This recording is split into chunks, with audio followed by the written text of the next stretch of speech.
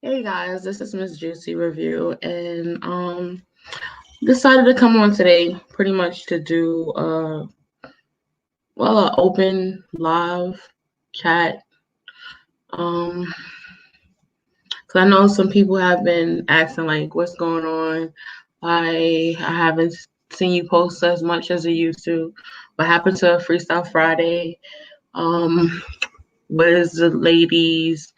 But pretty much I'm just gonna just run down everything. Um, Majority of the ladies are essential workers, so they're not able to be on YouTube because they are helping everyone. Um, also, so, hi, Miss Sweetheart. Also, too, not only that, some are mothers, so they have to attend to their children as well. So that's another thing in itself.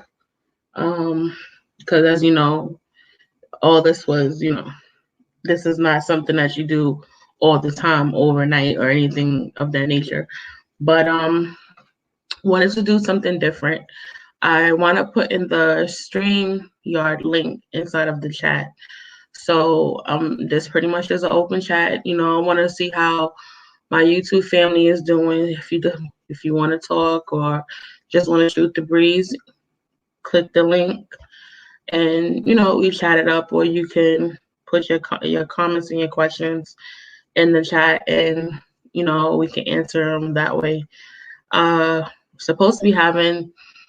I'm trying to get the rest of the girls to come on, but I also, like I said, we majority of them are essential workers, so I don't know if they're able to, take time out from what they're doing because they are helping everyone during this time. But that's fine. Um, yeah. So pretty much, um, well, um, is my stuff working? Okay, hopefully. Uh, what is it saying? I'm still trying to figure out some stuff. I had added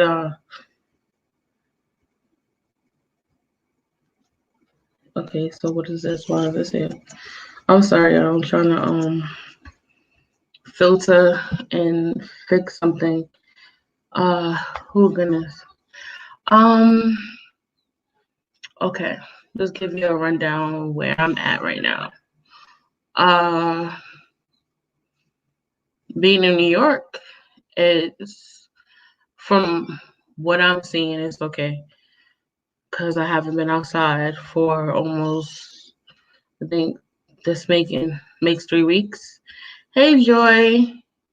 Um, yeah, I haven't been I haven't been outside since for like 3 weeks.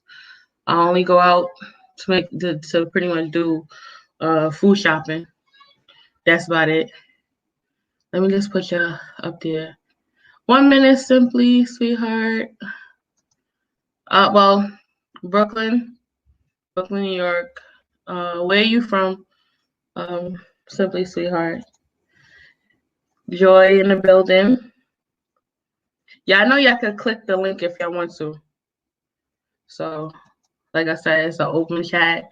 We could talk about anything. How y'all like? What are y'all doing? How y'all coping with everything? Relationships, kids, whatever.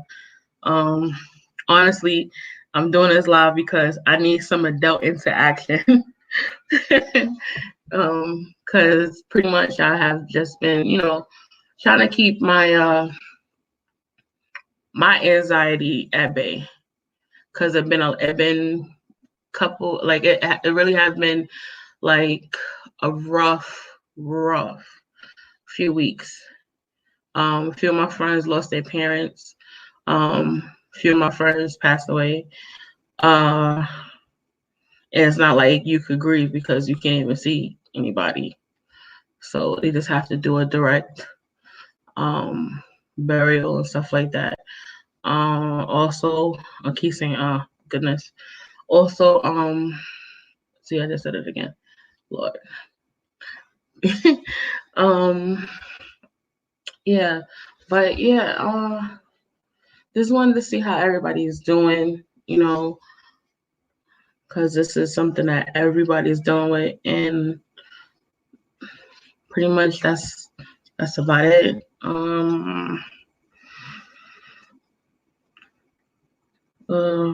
Boy, yeah, this is something I just wanted to do just to see, and also just let everybody know how we're doing, because Lord knows on YouTube you could be doing a whole bunch of other stuff besides Jesus Christ, I keep saying it. You could be doing a whole bunch of other stuff. But honestly, you see everybody either reporting about the celebrities, you see others reporting about other YouTubers and stuff. But I want to know, like, what's going on with you, like how you're doing. But yeah, we're just on here just chit chatting. I put everything in. Yeah, that okay.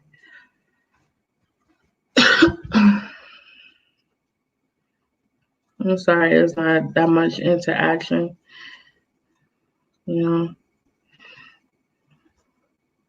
had a training Sunday, pretty much. Hey, MBA, what's good? I don't know if the lady see you. You just came from what's his name? Peace Chat. Using Peace Chat.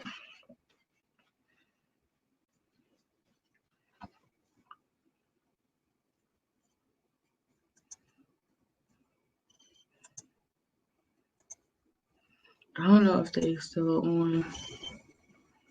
You want to hit the link, MBA, or you just gonna chat inside of the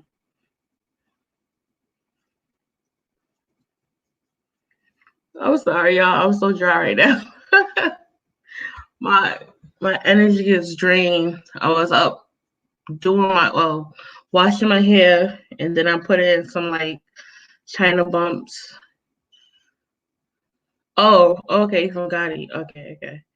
Yeah, I'll put my hair some China bumps, so it's just looking all type of crazy until I take the twist and stuff down and just wear it like curly and wild. Well, I will say this quarantine got my hair growing, looking very luxurious. So I'm not complaining about that. I do miss getting my nails and my feet done, my eyebrows and stuff. That's woofing, but hey. Anybody from Georgia? I know my sister and my nieces and my brother and them out there, but I haven't spoken to them, only through like Facebook and stuff. So I don't know if they well, I think my sister, she might have to go back to work and stuff, so I don't know. But yeah.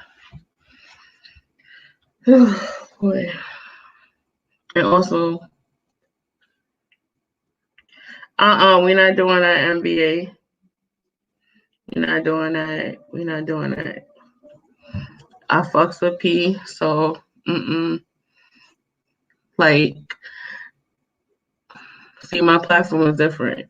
I fucks with everybody. I try not to do all of that beefing amongst YouTubers and stuff like that. Because honestly and truly, we don't know each other.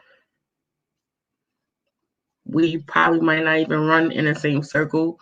We probably might not even hang out with each other if it was some real life stuff. So yeah, but when I go to P chat, his platform and stuff, he showed me the utmost respect, and everybody in the chat showed me respect and it's love over there. So whatever situation he got going on with other people, that's not my situation.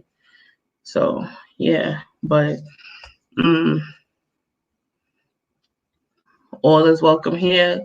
We try to show love to everybody, and that's that. But yeah, what you eat don't make me shit. So that's how I look at it with all that other stuff.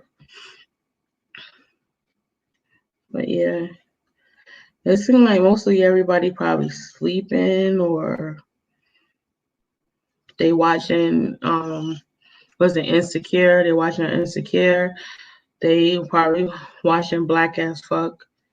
Yeah, I have to do I gotta do a review on Black as Fuck. Probably when I get off of here. It's cool, NBA, it's cool.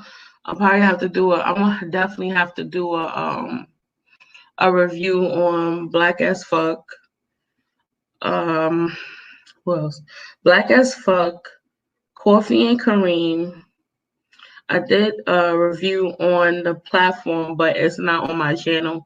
I had did the review on the Jada LaRue show, because we was having some technical difficulties on trying to like port both of the channels so it could broadcast on both. So we was just like, you know what? Let's just put it over here. Let's just let's just go to Jada's channel because she already did the like the thumbnail and all that stuff like that. So we just did that. But now the platform, I'll just do a brief rundown about the platform. The platform is on Netflix. So if you haven't seen it or heard about the platform, go check it out. It's a good movie. Now I will say that I didn't like the ending of the movie. The ending was just like, so y'all went through all this for this? You serious? So then now with the platform, it's pretty much like a jail cell, but the way the jail cell is, instead of having it where it's spread apart like from left to right, it's more so like up and down. So it'll go from 0 all the way to 335. So it's like up, just keep going up, up, up, up, up. And now you will have this. I don't know. The way it looks like it's on a boat, but it might not be a boat. It might just be just like a building or something. I see you, Bree. But it says IG though. Bree? Hey, boo. I'm talking right now. No, I'm right now. You hear me? Yeah, I hear you. Oh, okay. No, I was just pretty much talking about the movie platform. What movie? It's on Netflix. It's a movie called Platform? Yeah. It's on Netflix. I was pretty much just like going over it because I had did a movie review on it, but I was trying to do it on my channel, but what it was, I wasn't able to. You know how like you doing a review, but you like collabing with somebody else. Mm-hmm. So we was trying to do it on Jada Reviews channel and my channel at the same time. But what happened was it was like a lot of technical difficulties. Like I had so much feedback, so you couldn't really hear, and then it was like echoing off. So I was just like, all right, cool, never mind. But yeah. So I was just like, you know what? We just gonna go over to Jada. We gonna rate her. We gonna all go over here, do the review over here, and if you wanna discuss it, we'll discuss it. So I'm just pretty much going over it, since I know that a lot of people probably didn't see it. So this is like going over it. But shit, I'm gonna have to watch it tonight. Girl, I watched it, but like I said, I didn't like I didn't like the ending. The ending was, it could have been better for me. Oh, Because wow. how it was set up, it was pretty much like I said, like I was saying, it's like a gel, but it looks like it's on a boat because they on the top and he have all the different like world renowned chefs and stuff, and they cook this big meal and they put it on a tray, and it goes down to each platform. And by the time it gets to like 80, there's no food. Oh, So wow.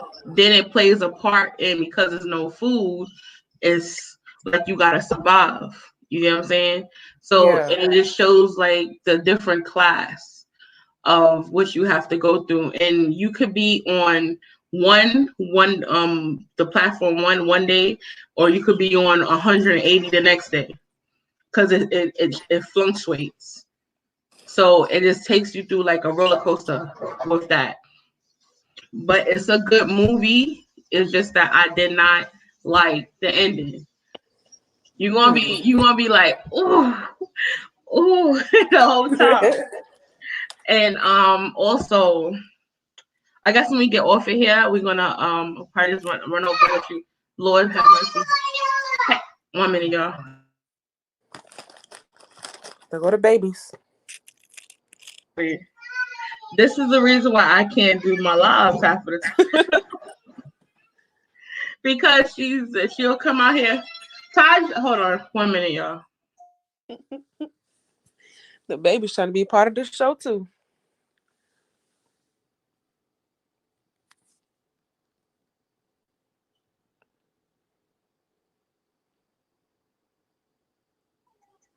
Yeah, pretty much. So she's not that's exactly why I can't do my lives like I used to, because normally on Friday they be tired from school. They done ate, took a bath, and they just resting, and you know how that goes. Mm-hmm. Now they on 10. They on 10 all day, every day. Is New York opening up? Not that I know of. I don't think it is, because like I was saying, I haven't been out since 3 weeks ago, and since then I don't even know. I don't know if it's open or what they're doing. All I Girl, know they don't is, open up Atlanta on Friday and got me fucked up. I ain't step outside yet. okay. So all right, since you out there in Atlanta, right? Mm-hmm. How is the atmosphere out there? What's going on? When you was outside, or what you hearing, what the news is saying and stuff like that. What's going on? To start, I don't watch the news because it ain't nothing but bullshit out here. Second of all, the atmosphere, honestly, in my neighborhood, it's a little bit different, but it's kind of like the same. Like everybody's still stockpiling bullshit, still going to the store buying tissue for no absolute damn reason. Mm-hmm. Fucking Walmart's finally stocking back up on food, because I went to like 3 Walmarts out here that's by me, and I can promise you it was like barely no fucking food in any of them. In the past 2 weeks, they finally are like getting back up there. So I want to say in my neighborhood, the atmosphere it's a little bit different, but everybody still got on their masks, gloves, all that good shit. So Okay. Yeah, well, my area, because I'm in what we call the Flossie, Canarsie. It's like people are following, the people who care about themselves and their family. They're following the rules. They're right, following social distancing. They're following, like, oh, don't go out unless you're going to get food and stuff like that. And mostly I have a lot of elderly around where I live at, so they're not really taking those chances, because they already know that, if they especially have pre-existing illnesses and stuff like that, they're not taking those chances. And that's another reason why I haven't been taking any chances, because my oldest, she has a pre-existing illness. She's sick. So I can't take a chance by me running outside every 5 minutes to go get something. So what I do is, every 2 to 3 weeks, I do one big shop like I'll pack my cart with mad food and whatever we need. Make sure we buy up all of the vitamins and everything that we need, so it will last us. So I don't have to go outside. And very seldomly, I probably like, okay, let me order something from Uber Eats. But that's not really that, like, I don't do that all the time. Right. You know? But yeah, pretty much I try to keep it to that. Cause you'll be like, I know people are like, where's this lady going with those 2 shopping carts? But I ain't playing. Cause I know when they first started saying they shutting stuff down, I went to the supermarket. There was no meat whatsoever. So that first week, when I say we was eating like a vegetarian meal, I would have like bean soup and like a bean soup or like tortilla chips and stuff like that. We was making all type of stuff like with fruits, like fruit salad, vegetable salad. This because we had no meat. And it was like the house that Jack built. You know how you have no peanut butter, you'll have no peanut butter but jelly and bread, or milk but no cereal. That's how that was. Shit crazy. So that's how it was. Like I would have like all of the food. Like if I want to make some barbecue chicken and some macaroni pie and all that stuff like that and salad, I couldn't make it because I didn't have no meat. So I said, you know what? I'm gonna figure this out. We gonna have to just be eating a whole different type of way, and that's what I did. But I did rack up on a lot of canned goods.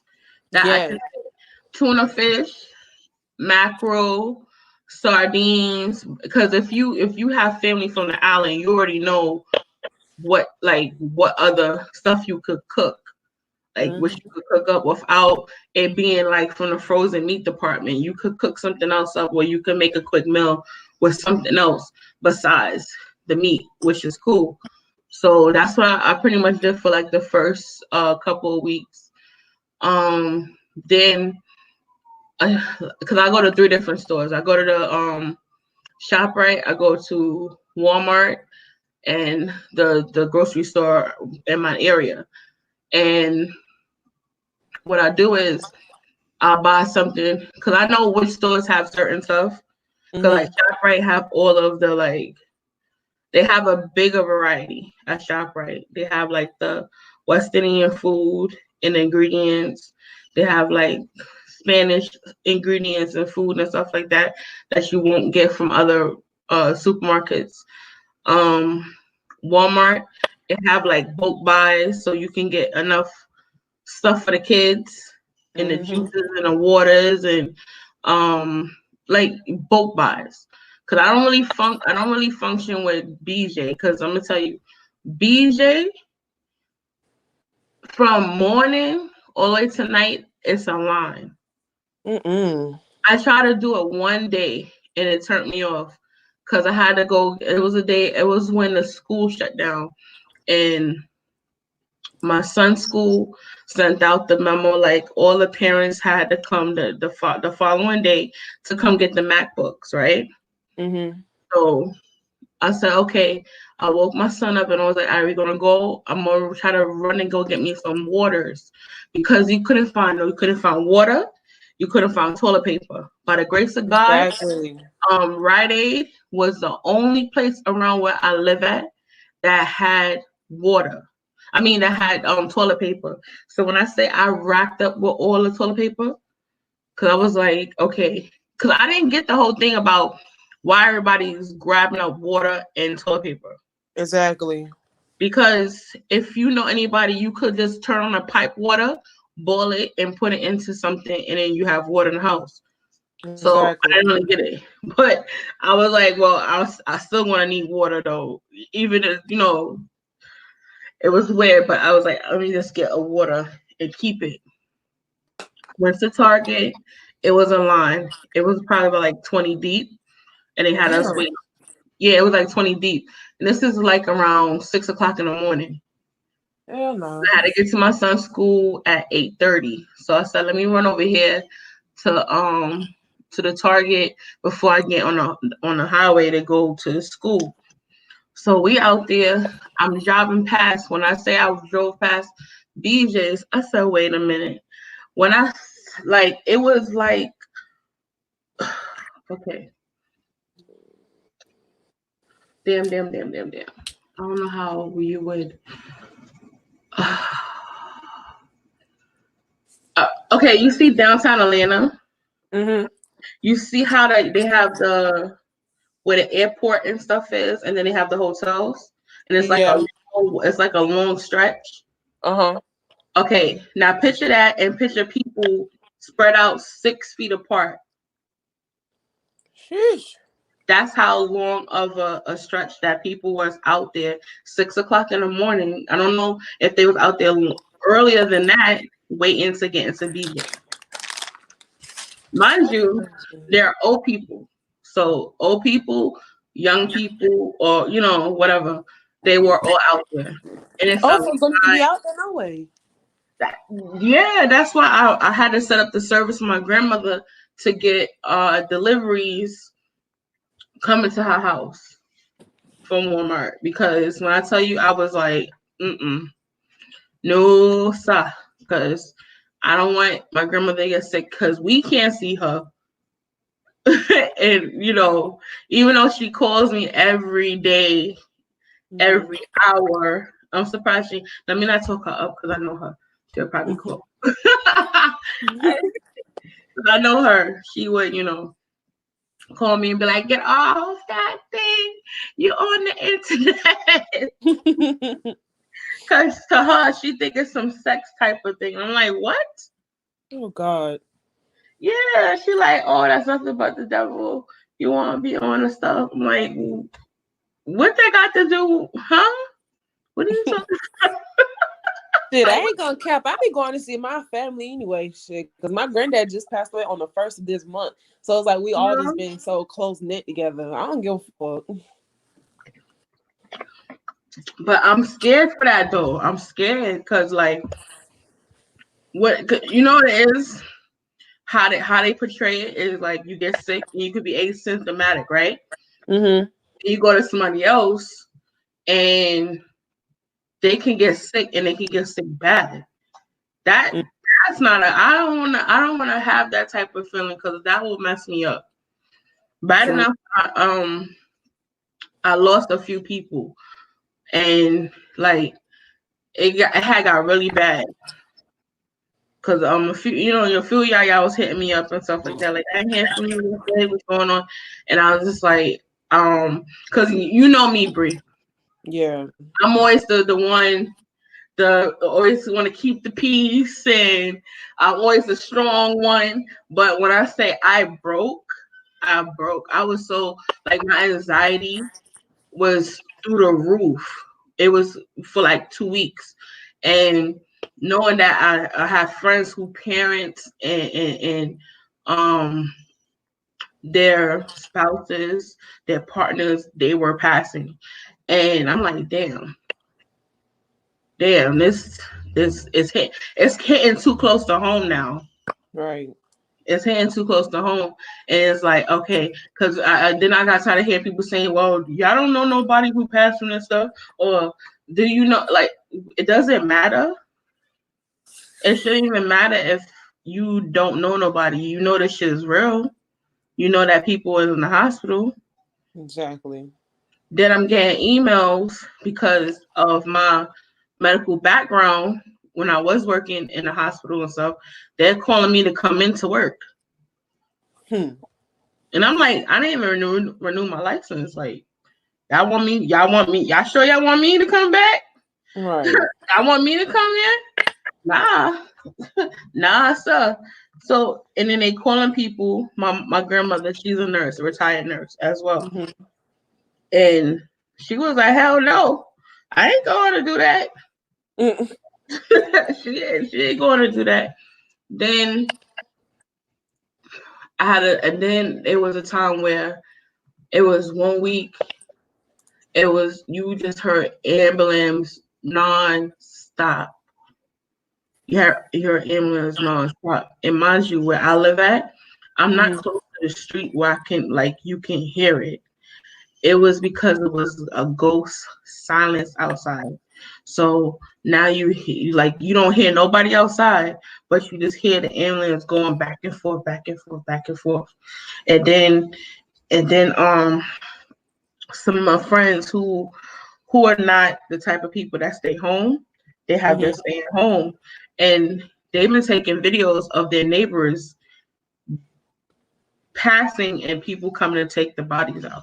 So that was another thing that kind of took me like, yeah. So that kind of affected my anxiety, and I'm telling you, if it wasn't for me speaking to y'all throughout, like I know, some of us went through a moment. We all had our moments where we try to kind of lean on each other and stuff. And like I had to tell, I don't know who I was talking to, and I was like this is making my anxiety like I don't suffer from it, but it's really messing with me. And I know because I'm an empath by nature, and I tend to, feel what other people going through and stuff like that. So it really was starting to bother me. So I was like, yeah, nah, let's do something. And what also got me is what will help me get through some of it is like seeing some people that I do know that was sick, they're getting better. They like it's showing us this light at the end of the tunnel. So I'm like, okay, cool. This is better. But yeah, I know for a fact after all this is over, I think that everybody and their mother should at least seek therapy. At least seek some type of something, because it's like hitting from all different type of angles. It's hitting everybody. It don't matter what race you are, what like what type of culture you come from, anything, or how much you make. It's hitting everybody. Everybody's being affected, and you can't say you're not. You like, oh, I don't care, not being affected. You're being affected, no matter how you look at it. So pretty much that. But let's kind of lighten the mood. What like what you been up to? I know you in school. You still doing your stuff online? Yep. How you like it? Shit is better than being face to face with them motherfuckers. That's a fact. That's a fact. I ain't got time to be sitting in somebody's face. I'm good. Exactly. That's why I'm like, I don't understand how the kids, they complaining. Y'all could be in your pajamas. Y'all ain't gotta sit there and do nothing. Roll out of bed, turn your computer on, and just make them take your attendance. They asses is bored. They miss they little classroom boyfriend and girlfriends. Yeah, they just want to be coochies and stuff. Like, okay, y'all can see each other online. Like, and that's my whole thing. I'm like, okay, y'all are taking classes online on a computer. There should be nobody having no 55% and nothing like that. Y'all should be having A's. You should be passing all your classes. Right. Be able to cheat and shit. Exactly. I see what man told his daughter. I think it was on Shade Room. He was like, how the hell you failed? You supposed to be cheating. And she was like, Dad, I did. He was like, you so fucking stupid. I felt bad for her. But for real, you should be able to pass. There should be no problem. You should be able to pass. Regardless, you should be able to be like, so the teacher have an assignment, you better go right to Google your information and send it. Because half the teachers, because it's new to them too. Because remember, not all teachers that you want to encounter, especially these kids, are like young. Some of them are old. They don't know what the hell they're doing. Right. So like you could just be like, all right, cool. Let me just sit there and just take all the answers from both of Google and put it. Hi, Blake. Blake been getting on me about where the hell we was. I mean, what had happened was shit. Blake was like, "Where the hell are y'all?" Because I guess he was like, I'm on YouTube. I don't see my girls. Ain't like they doing anything. They should be home. They should be doing videos. But like I said, Blake, a lot of us been dealing with a lot of stuff for the past couple of weeks. Just like I know you probably are too. But also too, keep in mind some of us, we are essential workers, especially Fly. So you got to keep Fly up in prayer, because Fly is on the front lines of everything right now. She works in the hospital, so she's seeing things and she's encountering things that she wasn't dealing with on her day-to-day basis. So we got to keep Fly in our prayers and hold her up while she's doing what she's doing, because she's, I would be doing the same thing, but I had to think in perspective, like, I couldn't do it. So she's doing stuff that a lot of people had to come to terms, like, I have to help these people, and that's my girl. I love her. I love all of y'all. Y'all know that. I love all of y'all. When Fly, she's taking on a task that a lot of people, yes, as you become a doctor, a nurse, or anything that's in the medical field, you sign it. It's like an oath. But what they dealing with ain't like there's nothing they ever dealt with before. So it's a whole different. There's a whole different ball game. But yeah, Blake was about to cuss us out and come find us, girl. He was like, why y'all not over here? See what happened was. He was like, so Freestyle Friday done? I'm like, no, we gonna do Freestyle Friday. Like we just did. Hell no, I ain't get no pet tiger or alligator. The alligator. Listen, I would have me. Listen, gotta be after I seen King, what's it? King Tiger King. I don't know that tiger. Don't get me wrong. I'm gonna give y'all a little story about the laugh. When I was a kid back in the 80s, right? When Mike Tyson, that's when Mike Tyson was popping. He was the greatest boxer that we know in the 80s and the 90s, early 90s, right? Mm-hmm. When he did his house tour, he had white Siberian tigers. When I seen it, I was like, oh my God, I want a tiger so bad. When I get older, this is a child of mine. I wanted a tiger. I wanted to live in a mansion, and I wanted a motorcycle. None of those I got. I ain't get none of those damn shit. But I really wanted a tiger. And that's why when I watch Tiger King, I'm like, all the drama that these people are going through. But can we just, acknowledge that those tigers, the animals were so beautiful. They were. I'm like, oh my God, they're so beautiful. Even though there was drama, girl, Tiger King remind me of YouTube drama. Right. Tiger King remind me of YouTube drama because you see a little bit of everybody with the stuff that they was doing. Girl, I said, okay. Carol Baskins. Carol Baskins.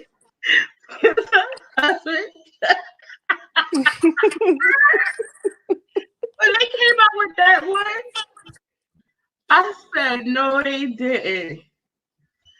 They really done made a song. Hell yeah, I be singing that shit. I ain't gonna lie. Okay. Sorry, y'all. I have a co-host. I'm sorry. This is what happens when you're YouTubing, when you're going live. You get this. I don't want no baby wolf. Do you not hear my zoo that I got going on in the background? I got a whole zoo already. Don't need no more animals. Exactly. I got a dog and I got 3 kids. That's enough noise for me. Do not go in that damn car, please. Excuse me. Or go in the room. Go in the room with your sister. Christ. She's doing it on purpose. You know what she's doing? She's turning her little electronic car on, right? And then she raised her hand like she's Jesus or Moses or something. Like it's a show. Can you please come get her? I'm gonna pause it because she's gonna start yelling because she don't want her brother to take her.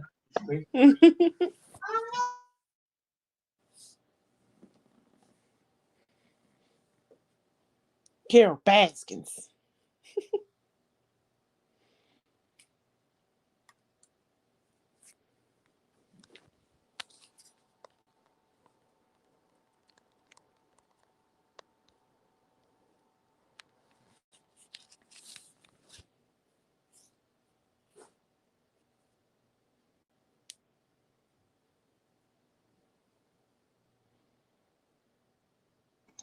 Yeah, like I said, girl.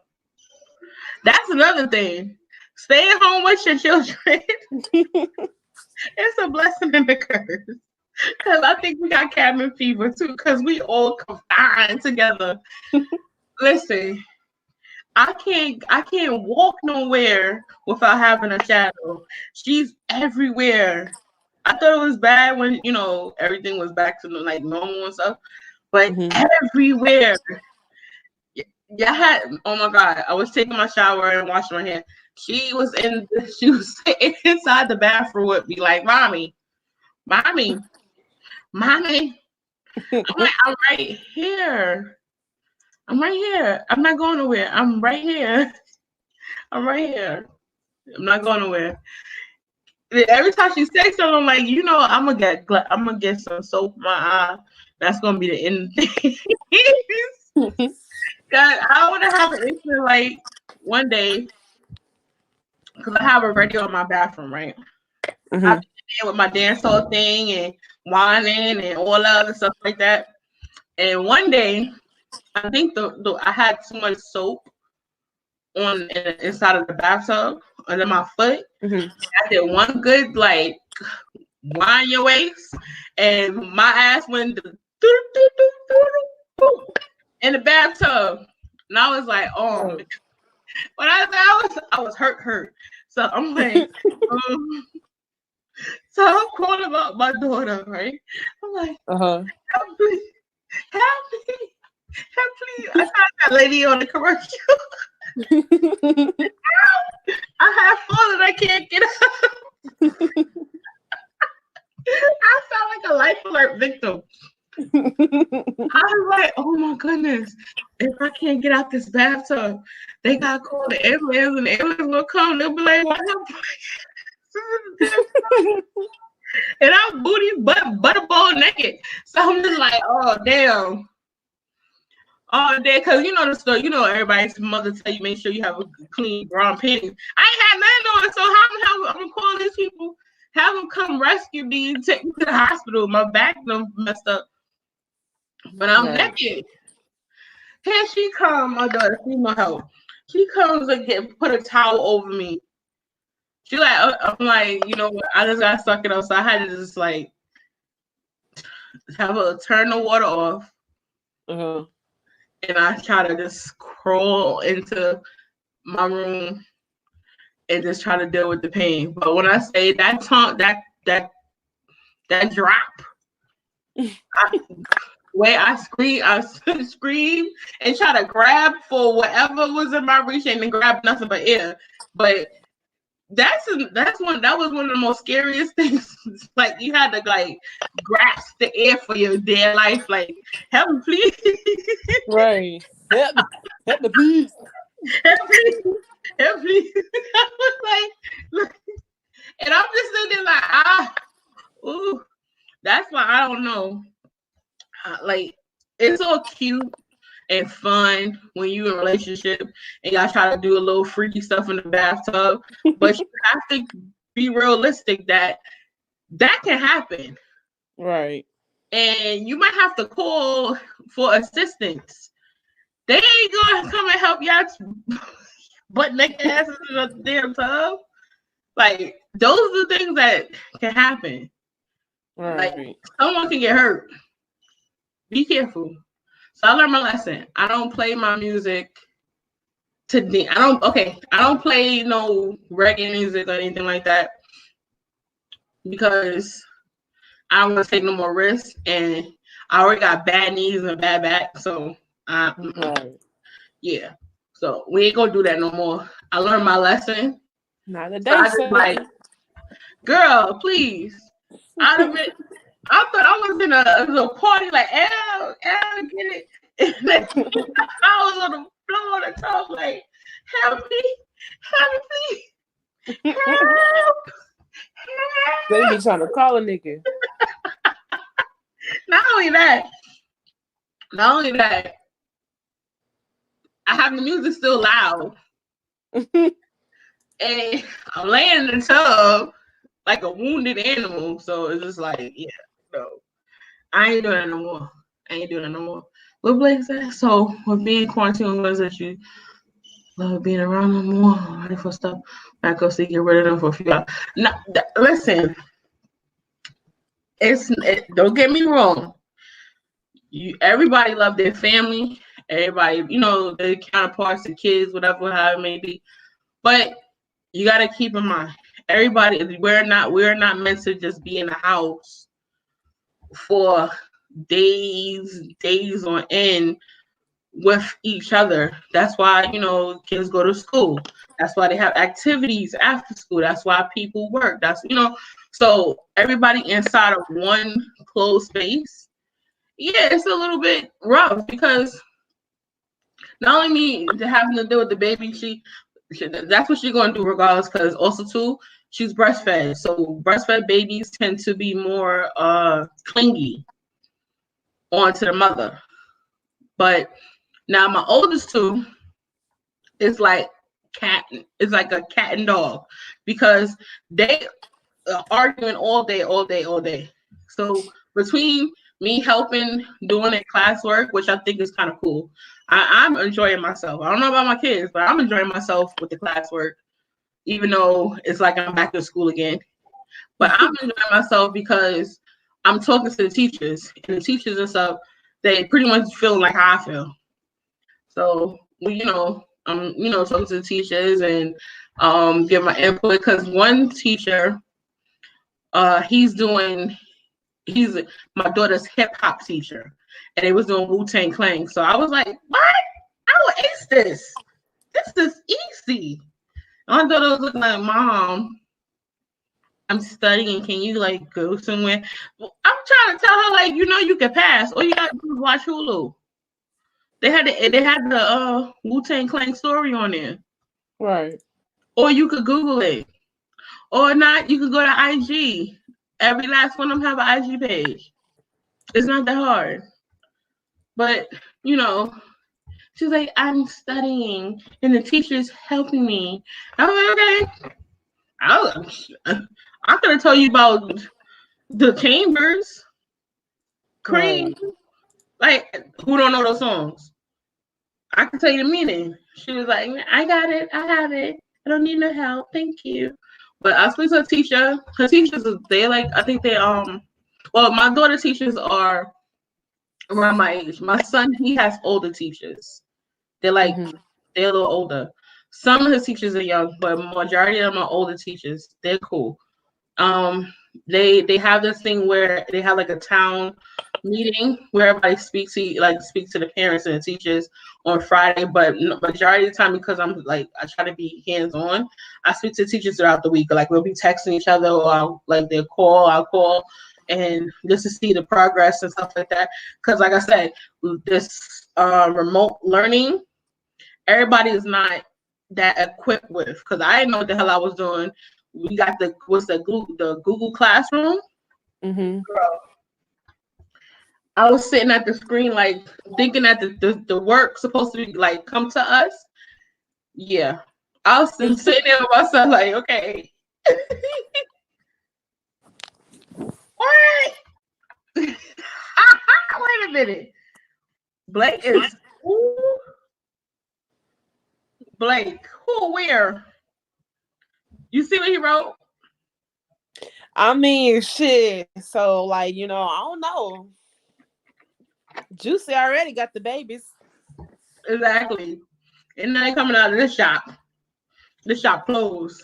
I'm booed up, but ain't nobody have no babies yet. Shit, I'm still broke. Yeah, it ain't me. We're gonna have a YouTube baby shower. Okay. No, the question is, Blake, are you booed up? Are you booed up? Are you finna have some little Blake Taylors? Cause Koviana and Varisha. Did you see that lady name her kids? COVID and Corona. Girl, the first thing I said is, what is she? I think she like some type of Indian. She look like Indian descent. Okay, that was the first thing I said. What is she? What is she? What was she? I was like, Miss, you couldn't think of no other type of name. Like, you could have been like, I want to name you Face and you Bottom or something. Like, really? COVID and Corona? I'm like, you know what? Because, listen. Also, you pleading the fifth. Okay, Blake. You plead. All right. Okay. We'll see them babies in 9 months. Exactly. We'll know. And it won't be a baby wolf. Won't be a baby wolf. Oh, back to the Tiger King. Tell me he wasn't petty when he started reading her diary. I mean, shit, who wouldn't? She probably admitted that she killed her husband and fed him to the damn tigers in that thing. He had his legs crossed with his teacup reading her diary. When I say that shit gave me life, it gave me life. The level of pettiness. Oh my God. He was coming for her jugular. He was coming for her jugular. He was not with it.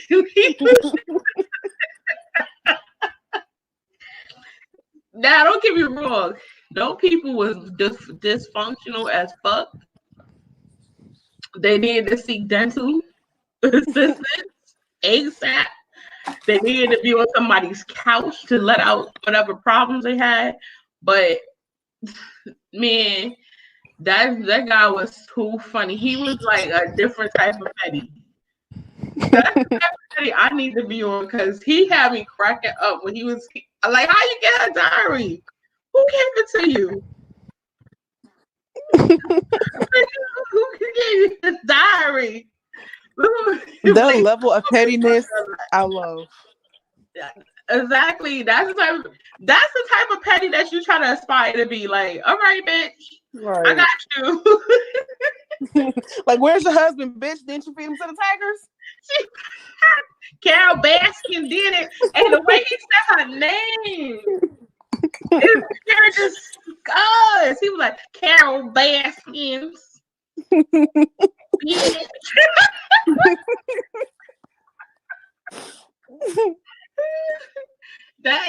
I swear that is the type of petty you try to aspire to be. Not where he got really all into it, where he want to take her life and shit. But that's when I was like, I swear it kind of reminded me of like the YouTube drama that be going on, like in the mukbang and the makeup and it reminded me of that. Right. I'm like, damn. She get real out here. On YouTube. But no, she has a YouTube channel. Oh hell. She got a YouTube channel. I ain't watching. I didn't go look it up, but that's what they were saying. Yeah. Those kids are gonna get beat up.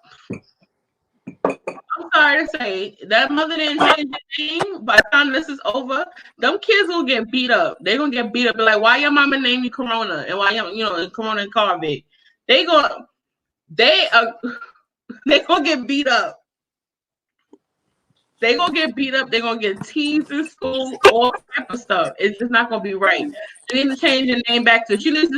Why you just say put Coco or Right.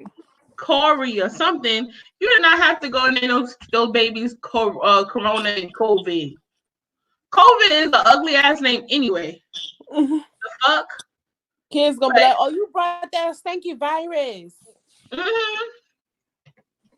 You the person that killed everybody. Exactly. Stupid shit. So why would you even name your kids that? But there's a lot of people that give their kids weird ass names. So that's what I would have been one of those people too, because my oldest daughter, I was gonna name her Question. Who? I was gonna name my oldest Question. Oh Lord. And yeah. And my kid's father was like, I wish you would. You better not.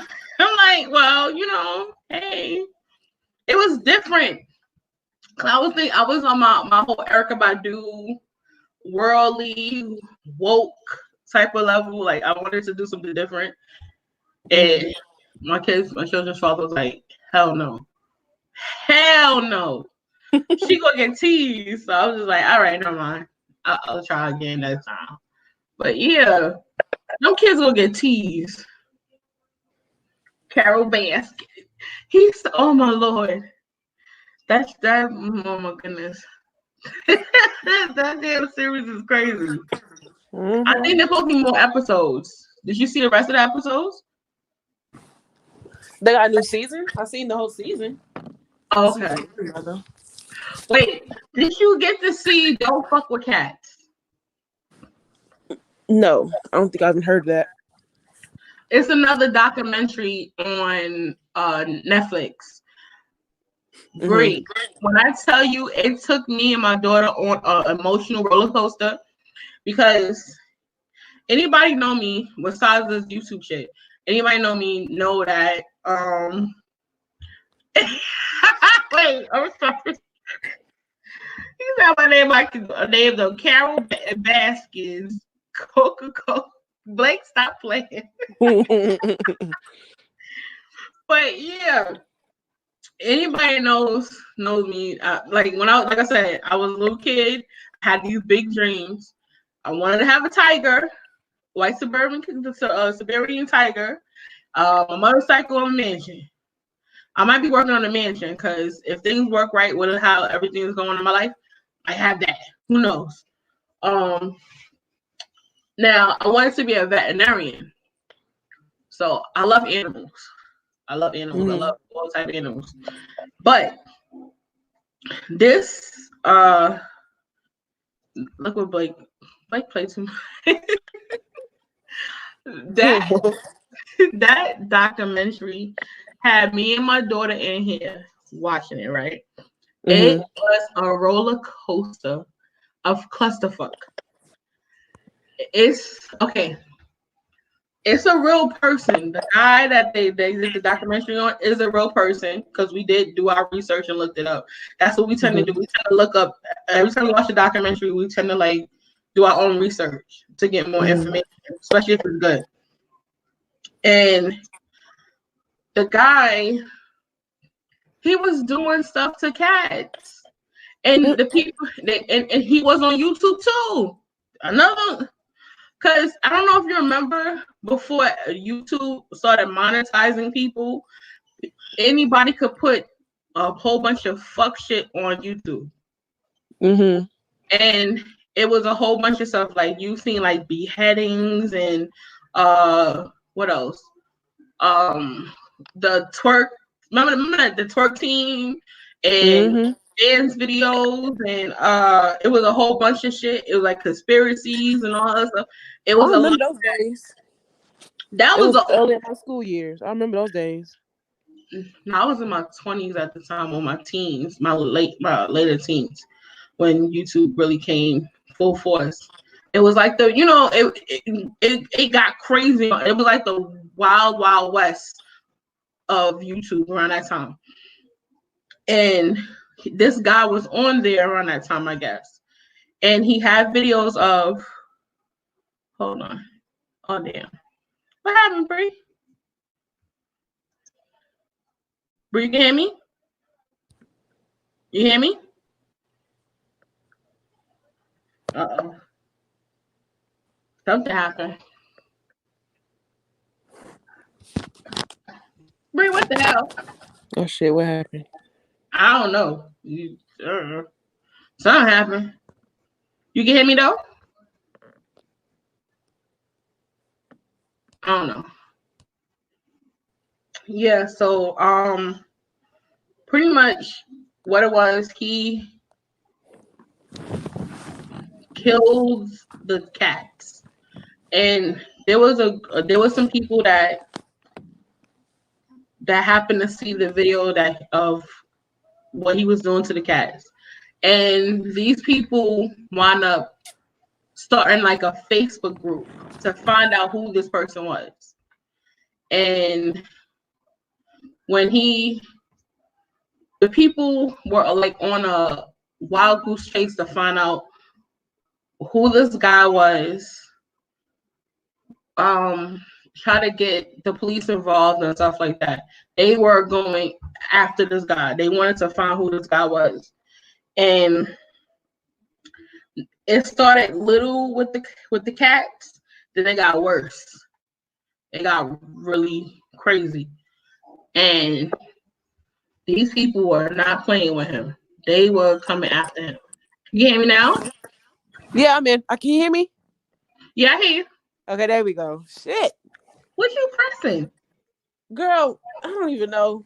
I'm over here chilling and I don't damn know.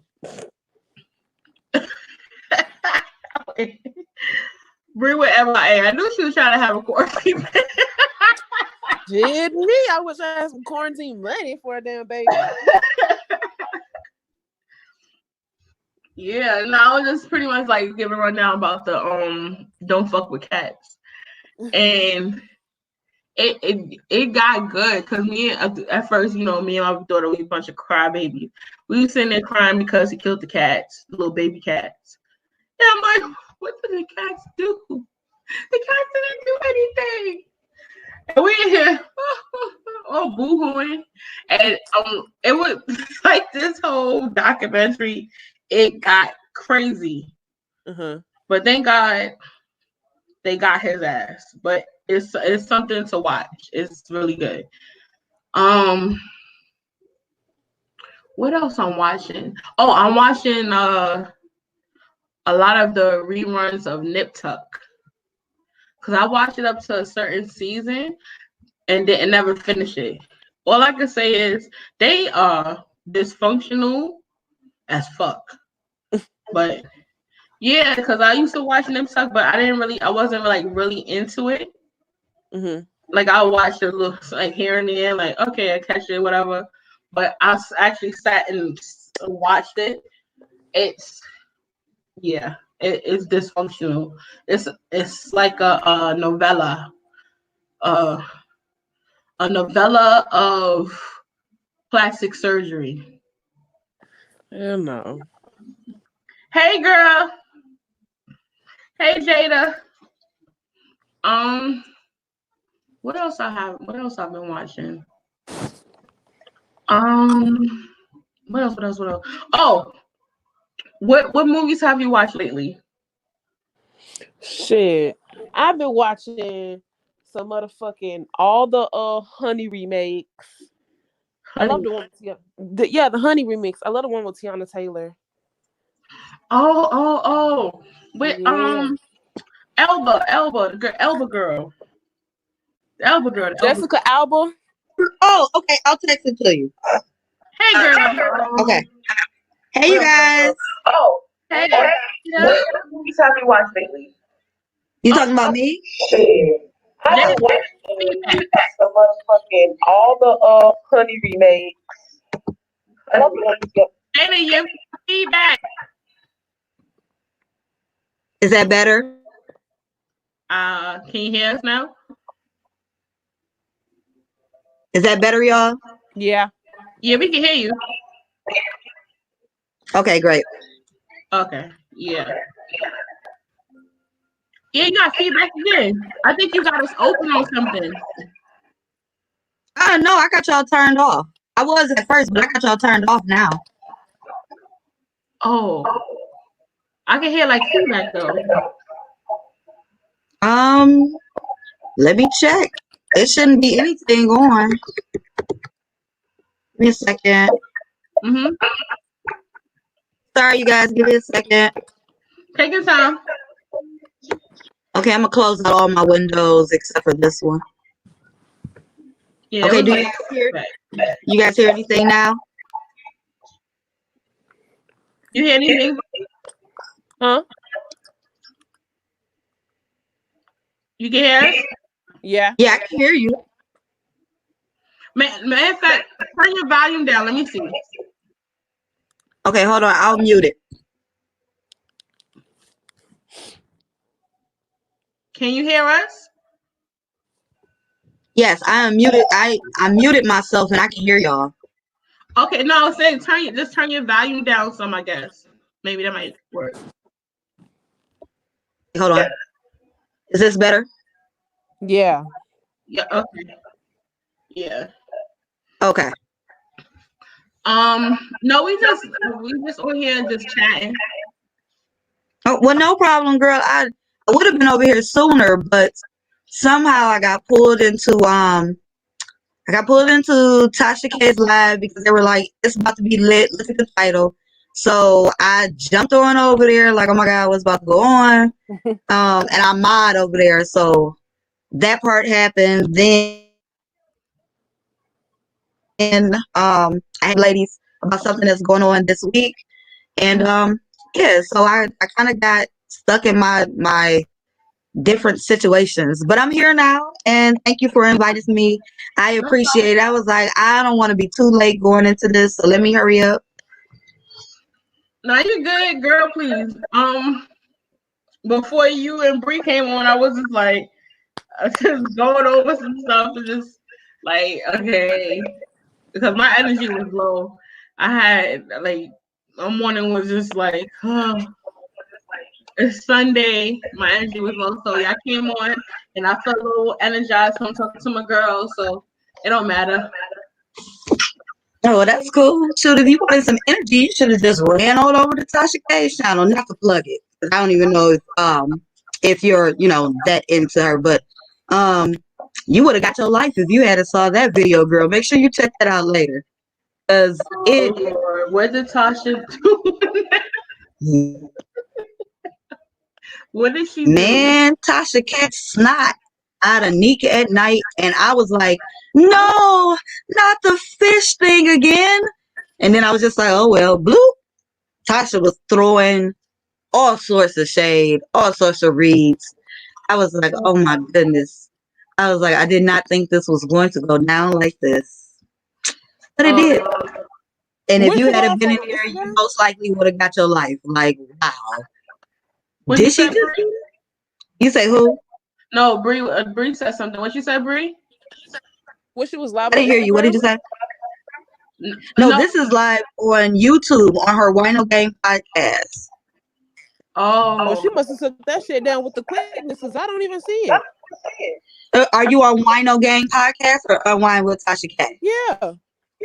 I'm on the Wino Game Oh, podcast. yeah. Oh man, she must have just took it down there. Hold on, wait. Let me see. She Give me a snatched that shit with second. the quickness. Yeah, because it was up there like before. So hold on one second. Let me see. Jesus.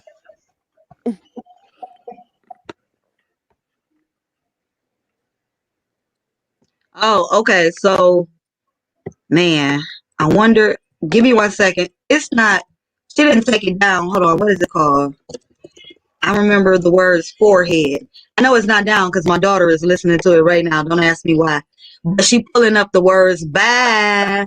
She grabbing that for Because I see for the me. Wiley show So is live the right link. now. Oh, Wally talking Okay, so about it. Yeah, he I'm gonna talking about send it it on to his y'all channel right in the now. yeah, I'm gonna send it to y'all in the private chat. So go look at the private chat. That's the video for what she got. What's been happening lately is that on YouTube, sometimes the video is not there for people to see.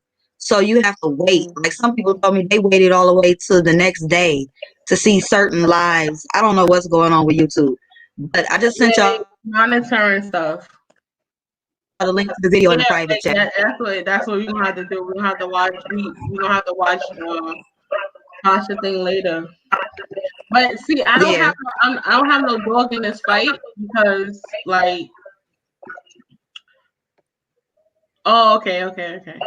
No, like I don't have no dog in this fight with the whole thing because I watch both Tasha and Neek, Uh-huh. and I like some of the stuff Neek does. I like some of the stuff that Tasha K. I like, but Tasha be sometime over embellishing stuff, but that's her thing. That's her nick. So that's pretty much. But wow.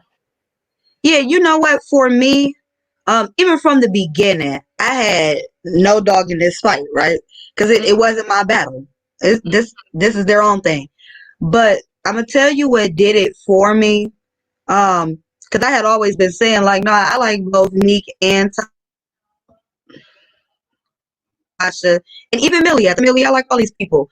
I'm for everybody making it. You know what I'm saying?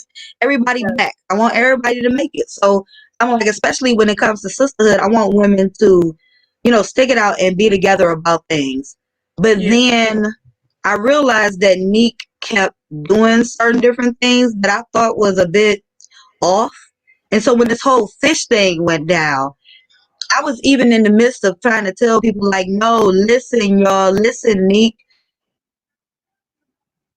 Mm. She was not talking, was brought up. She grabbed her wine glass. She was like, who? And she was like, oh, really? Okay. And so she started sipping on her drink. So she really didn't say too much. She, got into the questions, but it's not like she dragged me. But even before that, like I said, I just felt like there were certain things that was being said as like slick shade. And I kept thinking like, why is it going down like this? I really hate that it's going to go Yeah. that sort of way. And then it just started to do a bunch of stuff. And I'm like, no, I'm not picking sides. And nobody asked me to pick a side as far as like Tasha or Nick or anybody. They didn't ask me to pick sides. I'm talking about like chat people were mad because they're like, if you don't pick this side and you already chose your side. It's like, no, the situation is I don't know neither one of these ladies. Okay. I don't know either one of these ladies. I'm not like where I'm invested that deep to where I can say, you know what, I feel like this person is doing this and this Mm-hmm. person's doing that. I am unbiased opinion to saying that I believe that both these women are good at what they do. I believe that they can, okay, so I believe that they are good at what they're trying to do. Let me say it that way. Because, I still do feel like Neek has a little bit of growing to do. And that has just been displayed to me since the whole fish thing. But nonetheless, none the freaking less, I feel like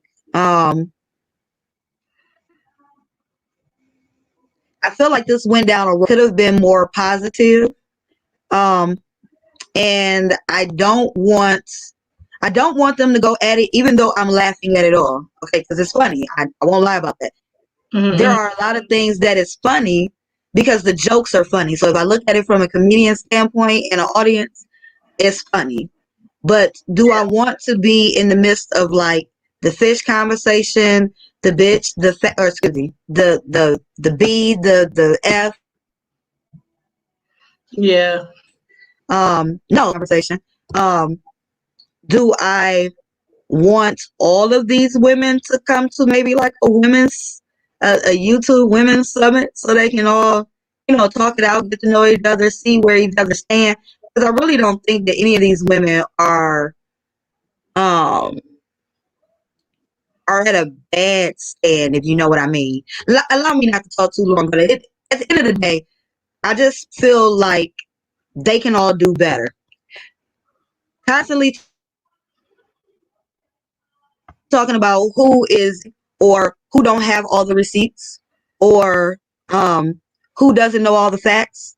In Mhm. my eyes, if I just look at it from a non-biased standpoint, none of them always have receipts for what they say. None of them, I mean, all of them have embellished on a story so that it sounds good when it comes out. All of them have been where they were not right there, but they telling the whole story from where they see it. Everybody has their own commentary to everything. So whenever I say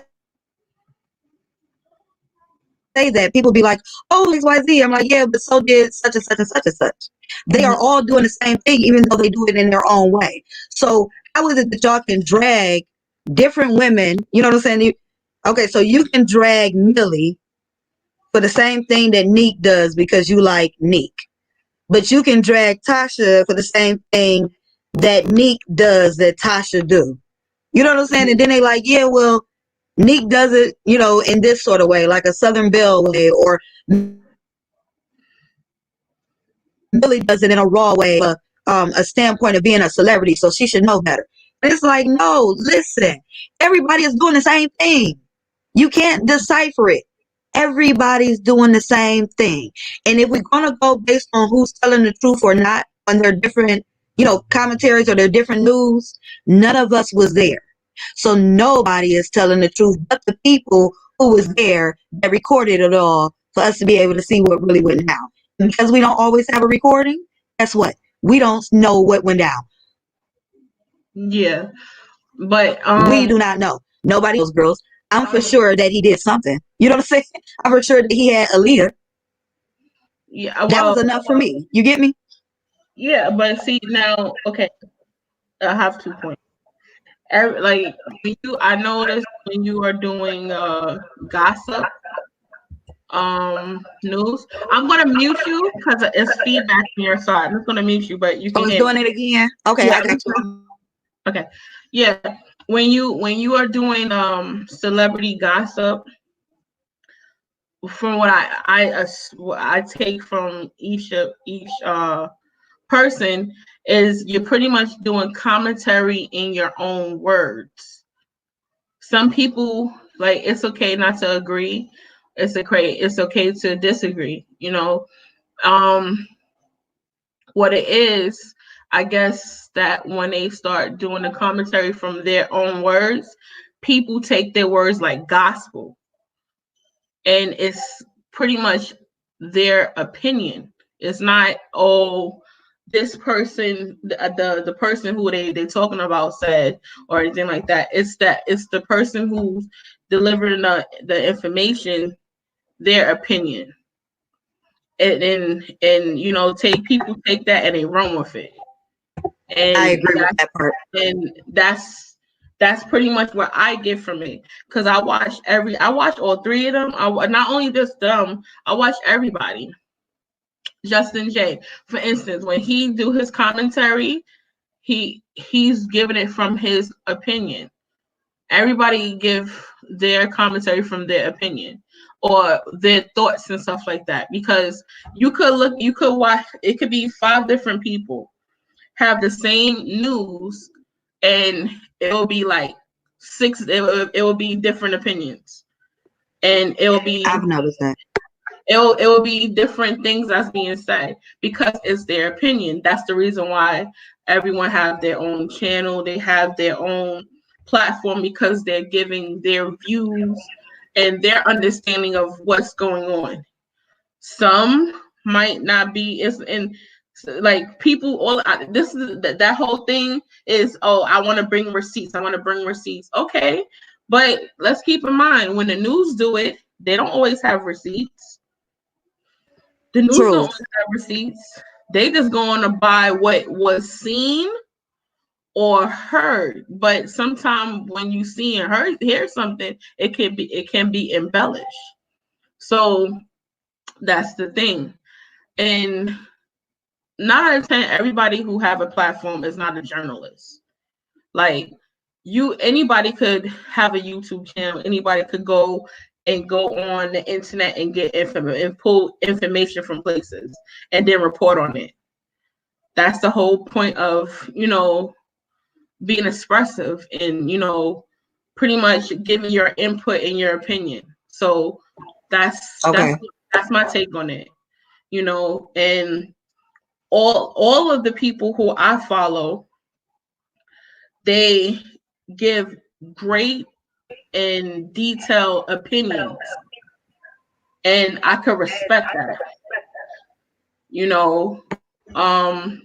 but that's kind of like the gamble when you're dealing with celebrity gossip. Listen to the word celebrity gossip. You're gossiping, so it is what it is. But like I said, I don't have no dog in that fight. I hope that everybody can come to a medium, and if you can't, then you stay on that side. That one stay on that side, and don't counteract. That is what it is. Like, that's my whole thing. Like I said, what I eat don't make you shit. I like that.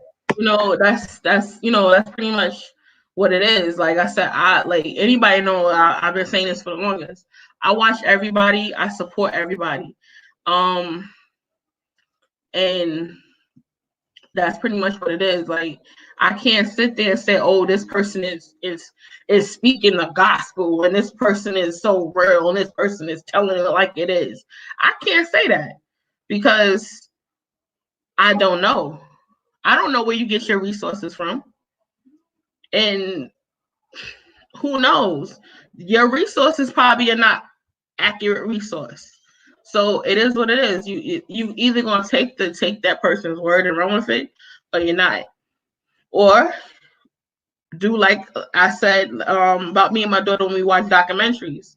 We'll watch something, take what we can from it, then we do our own research because it has intrigued our interest. So that's how you can take stuff. And also too, as a subscriber, because I'm not just a content creator, I am a subscriber. As a subscriber, you don't have to watch certain stuff if you feel that this person is a liar or this person is not telling the truth or they're not being forthcoming. You don't have to do that. You can just not hang up, but come out of that person's channel, their live or whatever, and go about your business. You don't have to take into that. And also too, on the B word, the F word, and the fish word. I don't know if everybody will agree with what I'm about to say, but I'm just giving you my stance on it. The fish word does not bother me because I know the background of the fish word. My gay male friends who are in the ballroom lifestyle, that's a word that they say as a compliment when you in that lifestyle. And the bitch word, excuse my French, is something that you could say as a term of endearment on who you decide. Like, I'm not going to call my mama a B, but my good friend that me and her got that type of rapport, I'll be like, hey, B, hey, H, hey, we call each other those words because that's our relationship. But I'm not going to do that to someone in the street. Now, the F word, by any means, I don't agree with it because I know that is not a term of endearment. It have never been a term of endearment. Now, don't get me wrong. I'm not an angel. I have said that word, and I know it's wrong. Just like I have said other words, I know that's wrong because my mouth can get really slick when needed. And I could say stuff that could really hurt you. But also, I don't agree of using those verbiage at all, and but like I said, if you know the reasoning and the if you know the reasoning and the understanding of certain words that you say, then you'll be more in tune of how to say it or not to say it, pretty much. You know, and that's just my commentary. What about you, Bree? Bree, is Bree on the phone? I'm saying on the phone. Lord Jesus. Yeah, Bree. no, okay, so I muted mine. I was thinking, like, did I mess up hers? But go ahead. Oh, I don't know. Bree, you there? Oh, I don't know. But go ahead, Jada. Oh, Bree, Okay, so when it comes to the words, okay, 'cause I agree with a lot of things that you said prior to getting to the fish part. And I will say that because I've been able to be in New York and I've been able to dabble around in Cali when I was in high school, and we're talking about like the 90s. Um, because I was able to witness some different things. I've heard the word fish before, and I knew because of how they displayed it that fish was a negative term. Fish was something that they would say to women, seeing them out of, just, in a hateful moment. Like, if a woman was coming by or shopping at a store, and I would hear them say fish.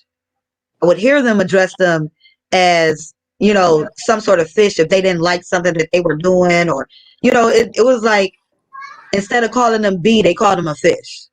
And when I asked my aunt about it, I asked her, and my aunt was saying that it had to do with, the vaginal, okay, the smell of the vaginal for the monthly. It was like a whole little side thing, right? And this is in the 90s. So I had not yet had my cycle, so I didn't know anything about what they were talking about. But as I got older, I realized it because I still ended up having several different people that I knew back in early 2000s, right?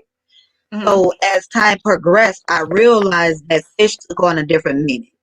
It for them in their life, because like in Detroit, we have a little spot. Okay, we got a little bathhouse area. So I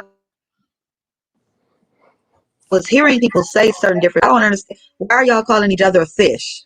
I was like, as far as I knew, fish meant this, and so they were telling me that fish was. Some people may use it when they're using it out of anger or upset with a woman, and they're transsexual or gay, whatever. So they would use it in a mad term if that's what they were doing. So you knew the difference. But in another way, it just meant as like a compliment to saying that you are just as close to being like a woman. Bree? So I was like, oh, okay. Now we're in 2020, and I still hear it that way. I've never heard a man call a woman, or excuse me, a transsexual calling a woman a fish, unless it was like in a bad way. Like it had to be in a bad way, but I really had not seen that. So I just took on the aspect that it had become a positive term. Just like when people say the N word and now is used as a positive in some sort of way for some people. For some people. But we all know if somebody was to call us that while they're mad, then we do have like this certain way. Okay. Same goes with the B word. Now, I don't accept B, and I don't accept N either. So, but I do know that females use it, and unless they, talking in a mad, argumentative tone, then that B word does not feel the same as when, you looking down the next house and be like, oh, that's my B right there. I've heard chicks do it. I don't know how, chicks are okay with that. I've heard guys say it and stuff too. I don't know how that goes, but see, I don't accept it. So I do understand that for some people, it is made to be positive, even if they say that's a bad B, or she's a B, and it's meant like she a bad chick in the business. Okay, so I've heard them all. And to me, I feel like as long as you are not saying it to me, and that's why I don't understand how this whole thing speared the way it did. If you ain't talking to me, keep it rolling, because I am. You know what I'm saying? As long as you ain't talking to me when you say B, N, or the fish word, then I am good with it. Okay, if you call in the chick, if let's just say I'm standing in front of my house, chick down the street, a fish. I don't care if I know her or not. You know, I don't care if I'm familiar with her or not. That is your business. And that's just the way that I felt about the T.S. Madison thing. She was in her own atmosphere, in her own world, with her own folks. She used the word, it bothered me none. I'm like, I don't even see why we mad. Why are we mad at this point? Because even if you didn't know what the term meant, that means that it has never been placed in front of you. So why are you so mad? If you've never heard it, that means you most likely would have never heard it. So why you so mad? Let it go. My only issue is that for the community, LGBT some people that did not know that this word can be used incorrectly. But I guess that just shows how the generation goes, right? Because I'm like, why are some of them acting like, I don't understand what's the problem with fish? It's like, so how far do you go back in age? Or, you know, like sometimes I have to ask, like, well, where did you grow up at? Because from where I knew, that had always been a bad term, and it just happened to get positive. That's it. That's my take on it. So again, it does not bother me as long as it's not said to me. Just like any other word that I don't like. Exactly. Bree, Huh? what's your take on that? The whole fish situation to me is honest. It's really funny. Because the same way they call each other fishes and shit, I be calling my ex-friends bitches and hoes, and it's just like a term of endearment. So for Nicki at Night to sit here and take that whole word and to make a whole fucking situation out of it, it's crazy to me. That's part of the reason why I stopped watching her, because she takes an inch and she throws it a whole fucking mile. She don't know when to stop, when to go. It's just a bit much. So that girl right there, she her own little bubble. That's why I stopped watching her. She do a little bit too much for my liking. Okay, because my whole thing was the B word, the fish word, and the N word, right? Those words can be interchangeable, where it can be something derogatory, or it can be something of a term of endearment. But I have never heard someone being called faggot as a term of endearment, ever. I haven't heard the word sissy as a term of endearment, ever. I haven't heard the word punk as a term of endearment ever in my life, in my 35 years of living. I have never heard that, ever. That's a derogatory word, regardless however you try to put it to make it sound nice. It will never be a nice word. But the B, the fish, and the N, people took its power, so to speak, and made it into something good. But with fish, I have never heard anybody take this it was never like, I'm gonna take the fish thing of and make it into something, because I have always heard it as like my friends, I would do the house part, like the house mothers and ballroom scene. They have always said fish, and as, oh, you giving me like, you look girl, yes girl, fish, bring it up, yes, ta. Like, I'm just saying with my gay friends and stuff, that what you would go to the ballroom places out there in Jersey. That's what they do. The village, that's what they was giving. You hear that. But also too, it kind of show you of some people who really don't be around a lot of gay people, for you to take certain offense to certain things. Now, don't get me wrong, you might have some gay people who never been in a ballroom scene, who never use those type of words. So you never know. But I have friends that have. Remember, like around the time, like in the 90s and stuff, that's what was big, like the ballroom stuff. You know, if you listen to any Azealia Banks or Tiana Taylor, her last album, she had ballroom music. If you listen to Mick Shaky, he got ballroom music. That's or what's his name? Frida. Those are ballroom music that you hear playing. Like, because remember, I was in a dance scene too, so I'm familiar with like different culture of certain things and the mix of other things. So I see it from a different point of view. But like I said, the faggot, sissy, and punk that have never been anything of endearment ever. That's cutting down on somebody.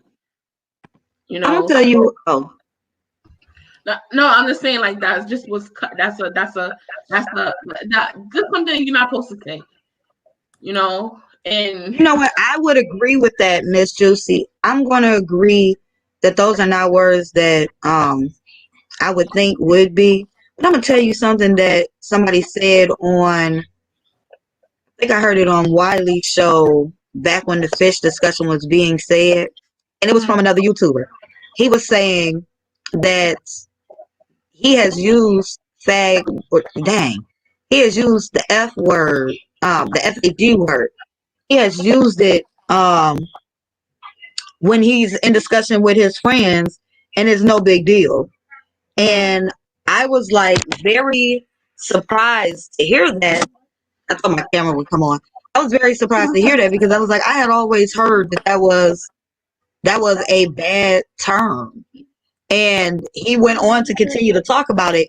And Wiley actually stopped and was like, nah, he was like, I'm not in Chicago. And I was thinking like not in Detroit either. But apparently it was people who were in the chat that were like, yeah, this is something me and my people have said with no problem as long as it's us.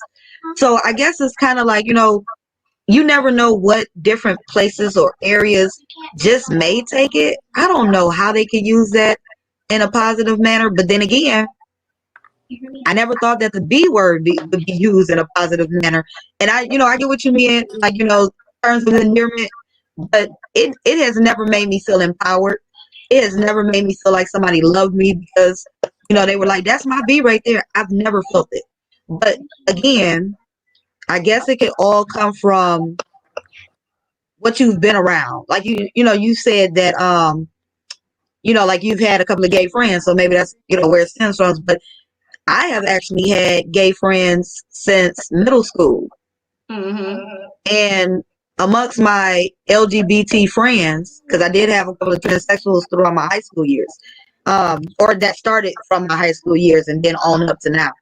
But I just still had not really heard the fish term. And again, I say, if you hadn't heard it and all of a sudden it outrages you, I don't know why. Because that should tell you that most likely it's not something that's being thrown around at women. No matter if you're black, white, whatever, it's not one that's been thrown around. I was actually surprised that all of those people who were following T.S. Madison had never seen Fish Tank. I'm like, so y'all ain't never seen Fish Tank? Did y'all not know what the Fish Tank was about in the movie? You know what I'm saying? It's like you thought y'all straight supporters of T.S. Madison, but y'all ain't never seen Fish Tank. And for a couple of people, they said they did. And it's like, well, if you saw Fish Tank, it didn't offend you then. It shouldn't offend you now. No, but not only that, here's another thing. If everybody said they watched you mean to tell me you ain't never You are so right. You are absolutely right. It is on Drag Race. What is that other it's another show. You say who? Okay, and I'm even further. There used to be a show called Noah's Ark. It was an all-black cast of gay men. That was my show back then. Really? Yeah, y'all can look it up. Noah's Ark, and I think it was Noah's I Ark. never heard of it. I'm gonna look it up while we thing. But yeah, mm, I forgot what show it was. Yeah, I don't. I've never heard of it, but I tell you what, there is something else that I mentioned back when the fish thing first started, and I was on Wiley Show, and I said, "Well, let me ask y'all a question. All of us, most likely, if you were an '80s baby, because a lot of them women be like 35 and older. I'm like, so most of us who are '80s babies, you mean to tell me that y'all don't remember when now I'm gonna get you sucker. What was the name of that movie? This one Um, right here, you say who? right here, this show right here, Noah's Ark. I mean, I have never heard of this. Yeah, it's on. It was on the Logo channel, and I am very in tune with the gay culture because I was raised by a gay male. My uncle, he's like, when I say that's my, I call out like he's my godfather, and I'm very in tune with the culture, everything. You know, like how they always used to sit there and have a thing where, oh, gay men are just flamboyant. I never experienced that with my uncle. My uncle is very much himself. He's very conservative. He's like, you wouldn't get that. And women see him, they want to throw their panties at him because they don't know that he's, because they just looking like he's fine. But, still because that was another thing that people would say about gay men, like they flamboyant, they yes girl, yes queen. No, there's not a lot of those are the ones that are, there's different states, different guys that's gay, but it doesn't carry that same depiction. And like I said, I'm listen, because my friends be laughing. I'll tell you any day, my next life, I'm coming back as a gay man. Because I swear to God. Like even Titus Andromedon, he like his whole character, love him. From Kimmy Smith. Yes, from Kimmy Smith. Love him. When you go on my Netflix, that's my icon picture, okay?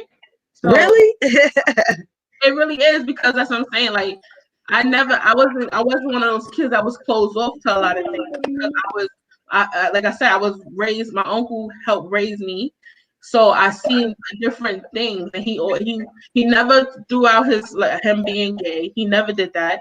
As we got older and we were more mature, he let us know or whatever, but he never put it out there. He never forced nothing on us. He kept us as children. The same thing on my mom, and when I say I could speak to him on the phone all hours of the night, him and his husband, my other uncle, I love them to death. I would lay my life on the line for them. So that's why when I was seeing a lot of the fish and the faggot conversations and the stuff that they were saying, it turned me off, because I know how I feel about my uncles. Okay. Like that they get really disrespectful and they get out of pocket, and I felt offended about it, and I'm like, I don't have all that. I'm not with that. Well, I know growing up, most of the guys were flamboyant. Well, that was my. They were trades. That was for most of them. You say what? Those were my friends that's around my age. But the older gay men, they're not Right. like that. The older gay men weren't. The older gay men that I've met, they were very discreet about their life and things like that. Like you really didn't know they were gay unless you knew they were gay. Exactly. Unless they tell you that they was gay, and it was like, it's not a need to know basis what they do in their bedroom. It's nobody's business. And some of them I knew would go to like their own little underground and dress as a woman, but by day you would have never known. Mm-hmm. You would have never known. And I tell people that even though I'm not in the LGBT community, I Mhm. do have sympathy and understanding for a lot of stuff when it comes to the LGBT community. I only have one area that bothers me, and for everything else, I don't even be caring. Everything else is just like, okay, love who you love, screw who you want to screw, do what you want to do. Mhm. But when I feel like it becomes an inconvenience inside of my life of something that you want to push on me, then it bothers me. And I'm gonna give you an example. Like, my daughter was in elementary school when this happened. Okay, they were talking about putting in transgender bathrooms. Okay. Why did we need transgender bathrooms? Oh, well, y'all didn't want the boys to go in the girls' bathroom because they should not be going in the girls' bathroom. But I didn't feel like it should be a transgender bathroom because that means that it's a target on those transgender kids' backs. It just seemed to make sense to me. You're putting a target on their back.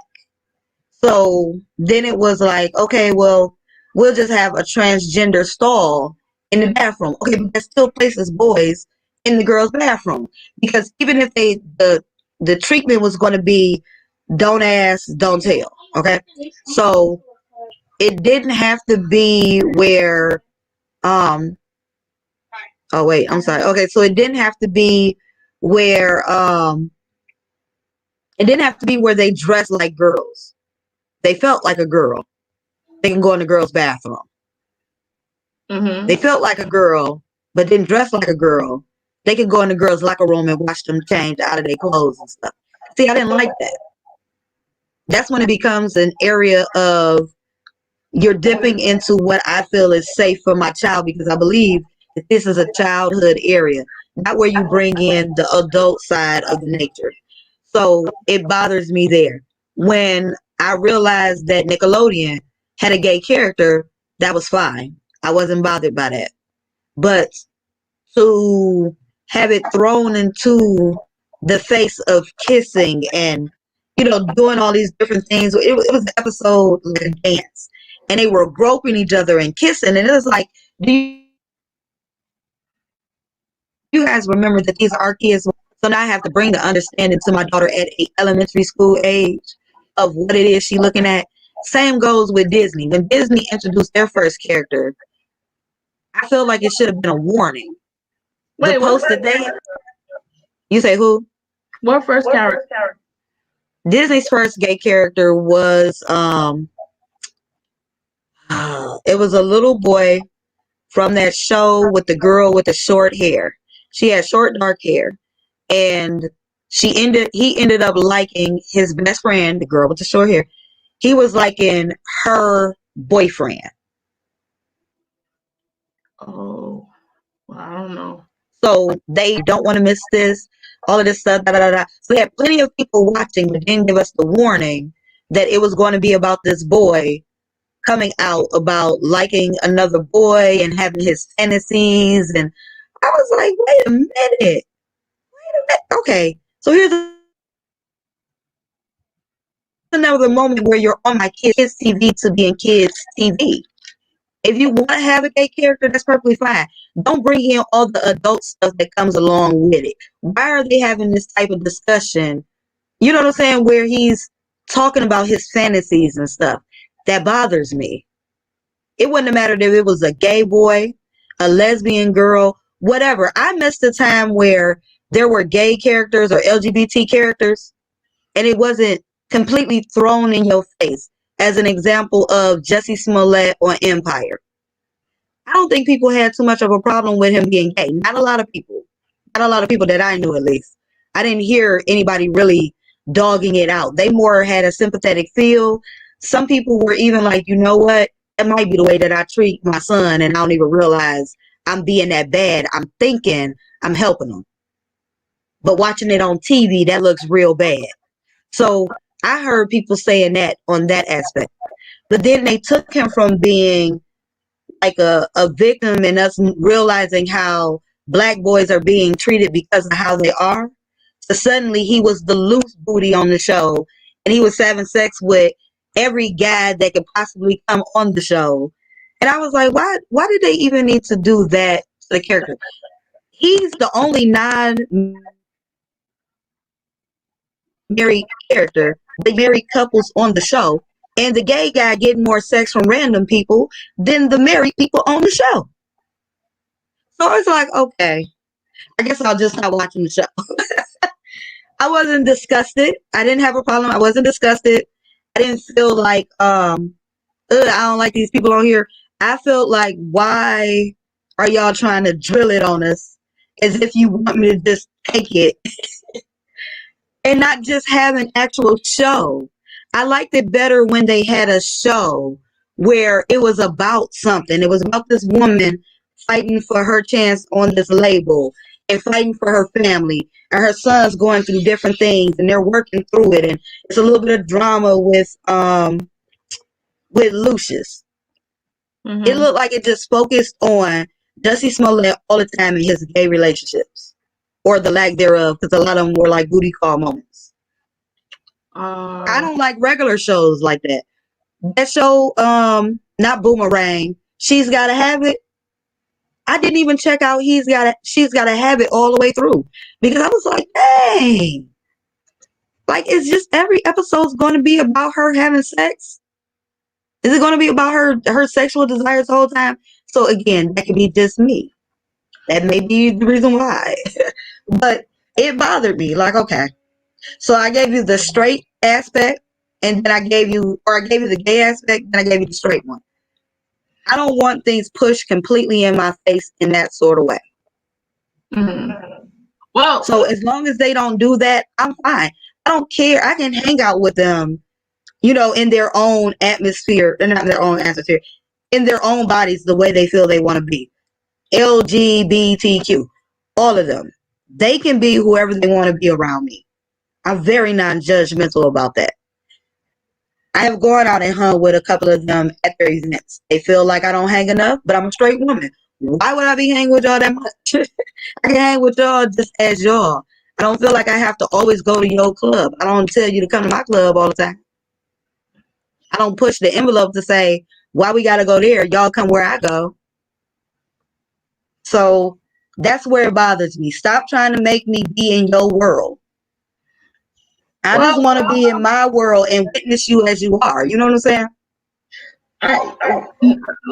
Okay.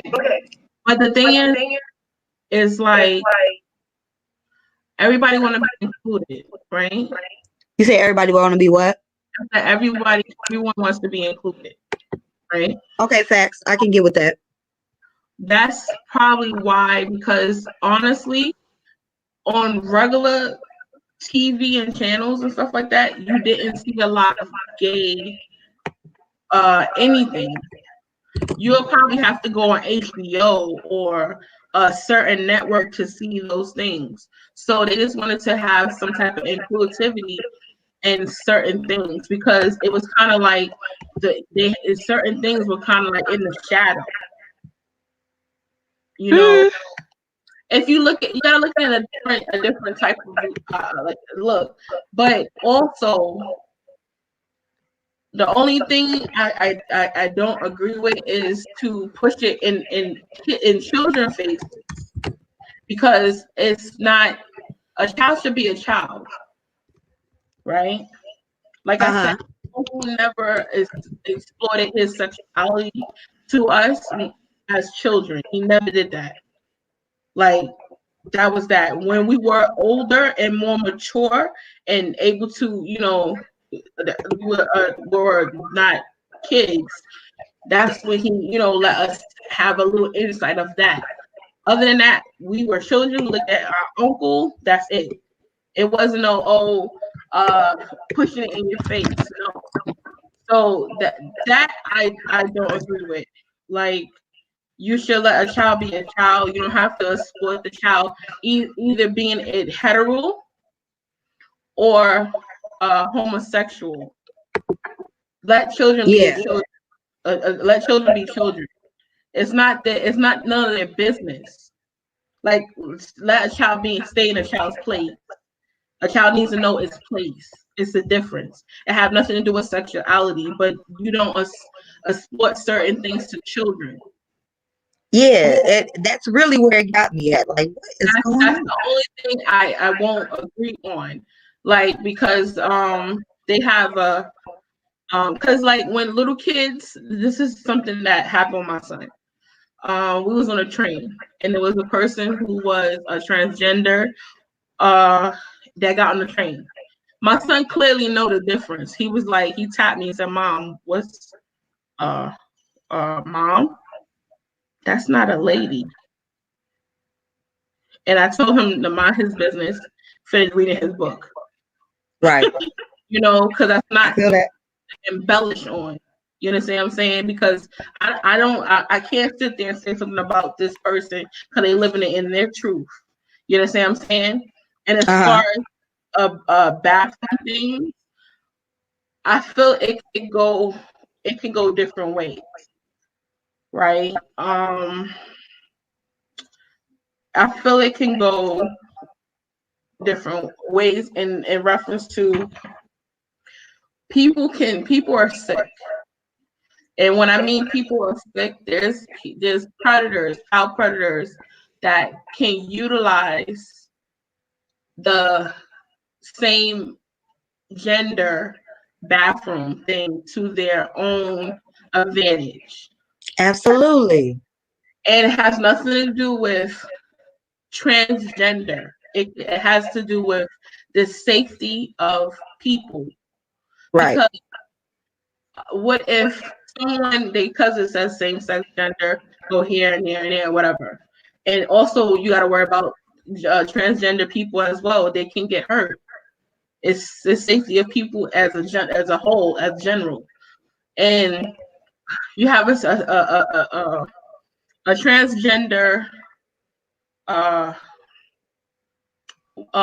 woman goes into a woman's bathroom. Well, you thinking it's a transgender woman, but really Right. it's a man that's dressing up as a woman. Right. And then something happens inside of that bathroom that could run a risk. And I agree. That's what I meant about my daughter. I didn't like the idea that a boy, he didn't even have to dress as a girl. Now, mind you, you talking about a man will dress up as one. The thing is, I can't say that because that's child's truth. That's what the child wants to live in. But what I'm saying is, the bathroom situation can be a risky thing because it's a different ball game. Because nobody's gonna be there to monitor things. Hey, Nisha. No, like no one Oh, is. hey, Nisha. No one there is. Hey, Mr. Cow. No one is there Hey. to monitor that. You understand what I'm saying? No, Like, I get you. That's exactly what I meant about the bathrooms at the school. See, at my daughter's school, kids were already in elementary school having busto parties, okay? Don't ask me why. They were already giving head, or can I say it? Can I say that on here? girl, I ain't mind talking. Whatever we want to say. Oh, okay. So they were already doing stuff like giving head in the bathroom. Okay, we got videotapes and everything. We've caught several different things, and this is through elementary school while I was working there, and I be having talks with kids like, "What is y'all doing?" You know what I'm saying? So it kind of got to where they started talking about certain stuff, and I'm like, no, no, because I don't want a boy going into the bathroom and my daughter is in there. And no, they don't monitor That's what I'm saying. people Like, going to the bathroom. That's not the way to go to the bathroom. You come back. So what if a boy was in there and he decided he wanted to try and do something to my daughter?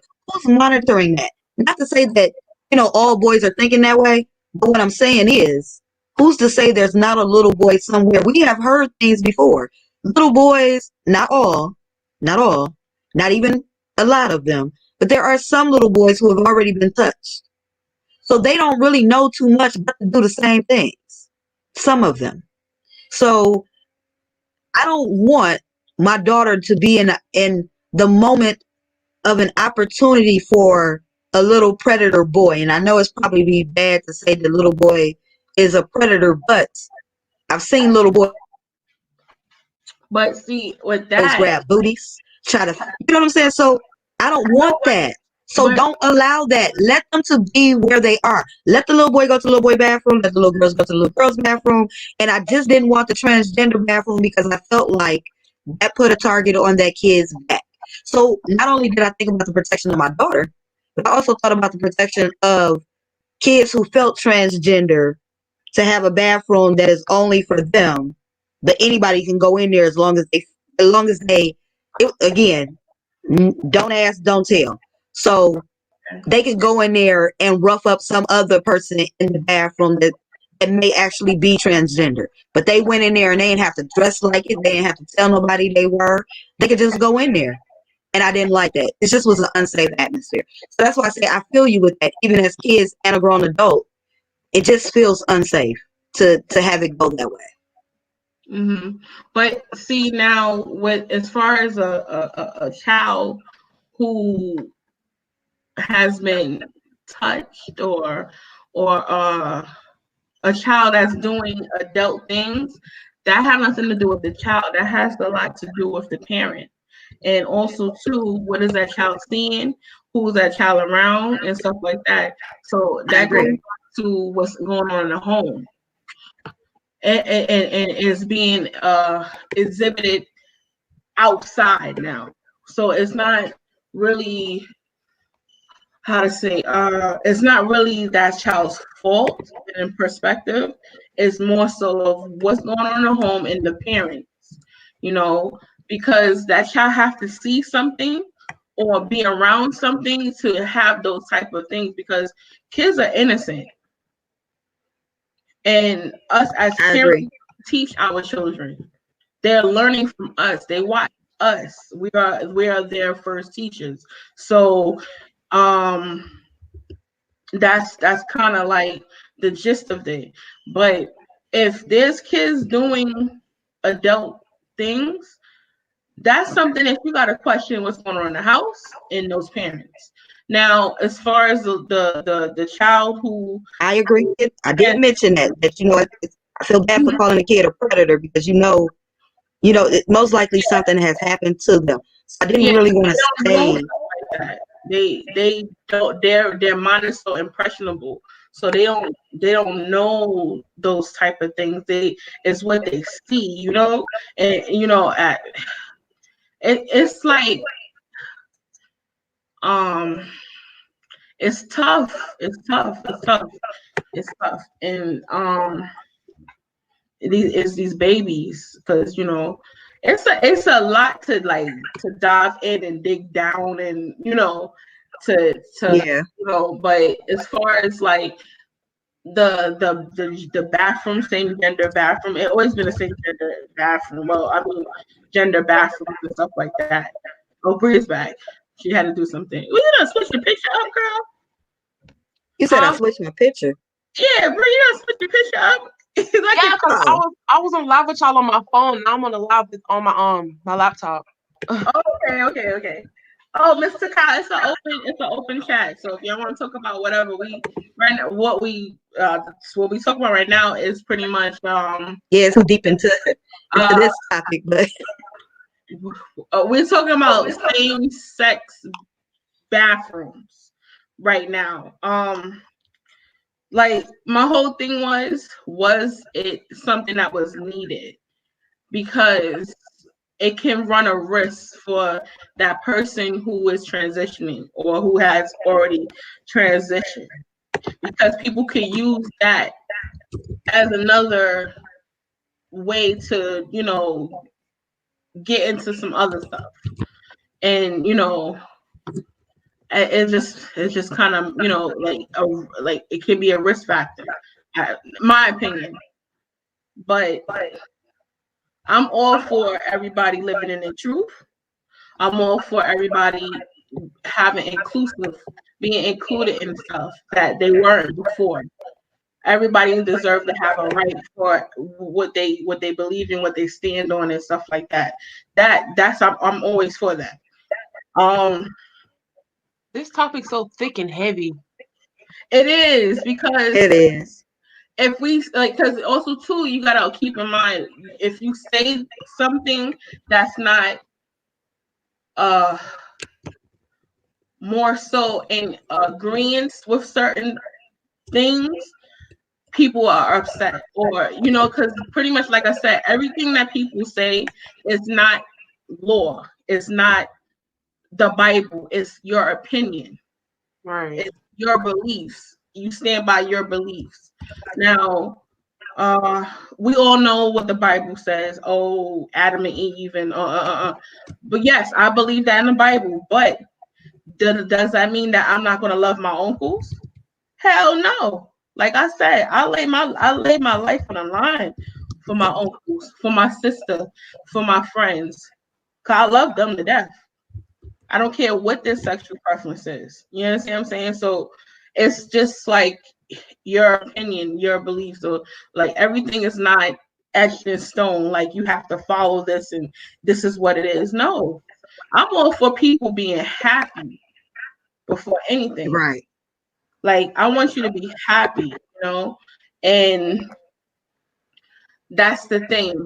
Are you happy living in your truth? Are you happy being who you are? More so than what your sexuality is or what you want to be considered and stuff like that. Are you happy? That's my first thing. I agree. I feel like to diffuse the whole thing with the kids in the school, just give them a transgender bathroom, and whoever uses it, use it. Whoever don't. Just because it's also gonna be that group of kids who feels like because they're transitioning, they should be able to use the opposite bathroom. But to diffuse all of that with the whole Bible thing and the whole school thing and all the rules and guidelines and all that BS, just give them their own separate bathroom. So if they want to use that bathroom, they can. Because I know there's going to be some schools that be like, okay, just because you're transitioning does not mean you can use that bathroom. Just go take them to the motherfucking goddamn transgender bathroom, let them do their business, call it a day. Like that's the only thing I can really think of that can diffuse the whole entire situation. Because other than that, there's going to be those kids who's going to be protesting with the school saying, let us use the other bathroom. We'll just give them their own goddamn bathroom and call it a damn day. Honestly, like don't let me be no teacher. Don't ever put no superintendent under my name because I'm not gonna get two shits. You got your own bathroom, transgender bathroom. Go use it. Go do your fucking work. Bye. Shit. Because at the end of the day, the thing is, they're still kids. Right. What happened, Jada? She said she'll be back. Oh, my bad. Oh, wait. Okay, she said be right back. Okay, yeah, like that's the thing. Like you can't. I can't. It's kind of like you put in restraint on people more than they're supposed to. Everybody should, like they said, America supposed to be the land of the free. So everybody should be free, have a free thought. We're not so damn free. Girl, who you telling? Who you telling? So free. We're really not, and that's the thing. Like we have to put it in those type of perspective. Like it should be something as just let everybody do what they have to do. What is good for them, so to speak. Right. And like I said, the bathroom thing, it could go one way or the other, and it's risky as hell because people don't like. Me and you, we'll be fine to have a bath. Like we could have a bathroom where someone's transgender, but would it be a transgender person coming to use the bathroom? It could be a man who's taking the hard work of someone that's a transgender and using it for his evilness that he wants to do. Because for instance, judge me if you want. My kids don't use any bathroom but the bathroom that I'm using. Because if I go to the bathroom, we out somewhere. If I go to the bathroom, they're coming with me to the bathroom. We all going to the bathroom together. And that's the same thing my uncle used to do. My uncle used to do because my mother, she worked a lot. And my uncle will solely he'll have me in the daytime and he'll take, like, if he take me to the movies. What he would do, because he couldn't bring me in the bathroom with him, he would make me go to the bathroom and I had to recite the ABCs Like I will be sitting there on the toilet, A, B, C, D. So he can hear me outside. Right. And don't let me not take a stop at a letter. He's opening the door. You okay? Everything okay? Because he was that overprotective, you know, and that was just the fatherly in him, you know, and because my uncle, he don't have any kids. We're me, my brother, and my sister, we're like his kids, and my kids are like his grandkids, and you know, that's how we were, and that like now as an adult, I do the similar thing with my kids, and like when my son was little, my son, he's older now, so he can go to the bathroom by himself, and I know if somebody try to, you know, he gonna you gonna hear some fighting going on if somebody try to assault him. But now my girls, we going to the bathroom together, and I'll definitely be outside that door like, what's going on? You know, or we be, you know, that's just what it is. But what about the people who? Oh, okay, she's like, what about the kids who parents don't use that type of discretion or try to use anything of that leverage? It's probably something that they're probably a little nervous about. It's not more so of they don't want people that transition to use the bathroom, but they're probably looking at the risk of things. Like it could be risky. It could be risky for a person who transitioned and using a different bathroom for which their gender is now, and a person look at them like, oh, you're not this, so I'm about to try something on you, or you know, and I would not want that to happen to anybody. It's like it's just a whole lose-lose situation all the way around. Yeah, you know, and I would hate for something like that to happen. Because there's people out here that really would, that because some people believe into their religion so wholeheartedly that they will try to hurt somebody who's trying to live in their truth. Or there's people who just crazy and want to hurt you, you know. And who to say that it's just it can't be the same sex? There's women that have attacked other women. There's men who have attacked other men. But see, the thing is, you don't hear about those things. And also, too, the LGBT community, there have been a lot of people who have been assaulted. And because they feel that their voices might not be heard the way of a person who's heterosexual, they don't tell their stories. A lot of stuff happens. I hear these things because I have friends that they will have stuff that go on and they can't say nothing because they're gonna sit because the officer's probably looking at like, oh well, you're gay, or you know, like because of that, and that's messed up. The same thing how there's some women who have been assaulted and will not even go to the police, right, and say anything. Now, don't get me wrong. For the women or the men or whomever who don't go to the police but can sit there and want to get monetary things because of what happened, and I don't get this. This is what I will never get. Something happened to you, right? You don't go seek to go to the proper authorities, right? You don't seek some type of closure as far as like going to like a therapist or something like that, because you will need some type of therapy because that's a traumatic situation that happens to you. But yet you can go and file for money. That's what I don't agree with. Because if you're gonna open Pandora's box and you're gonna say something, I'd rather that person go to the law and you know, tell your story, because what's gonna happen is not only will they make you out, like you'll be a victim, but they'll make you out to be like, they'll shun you more so.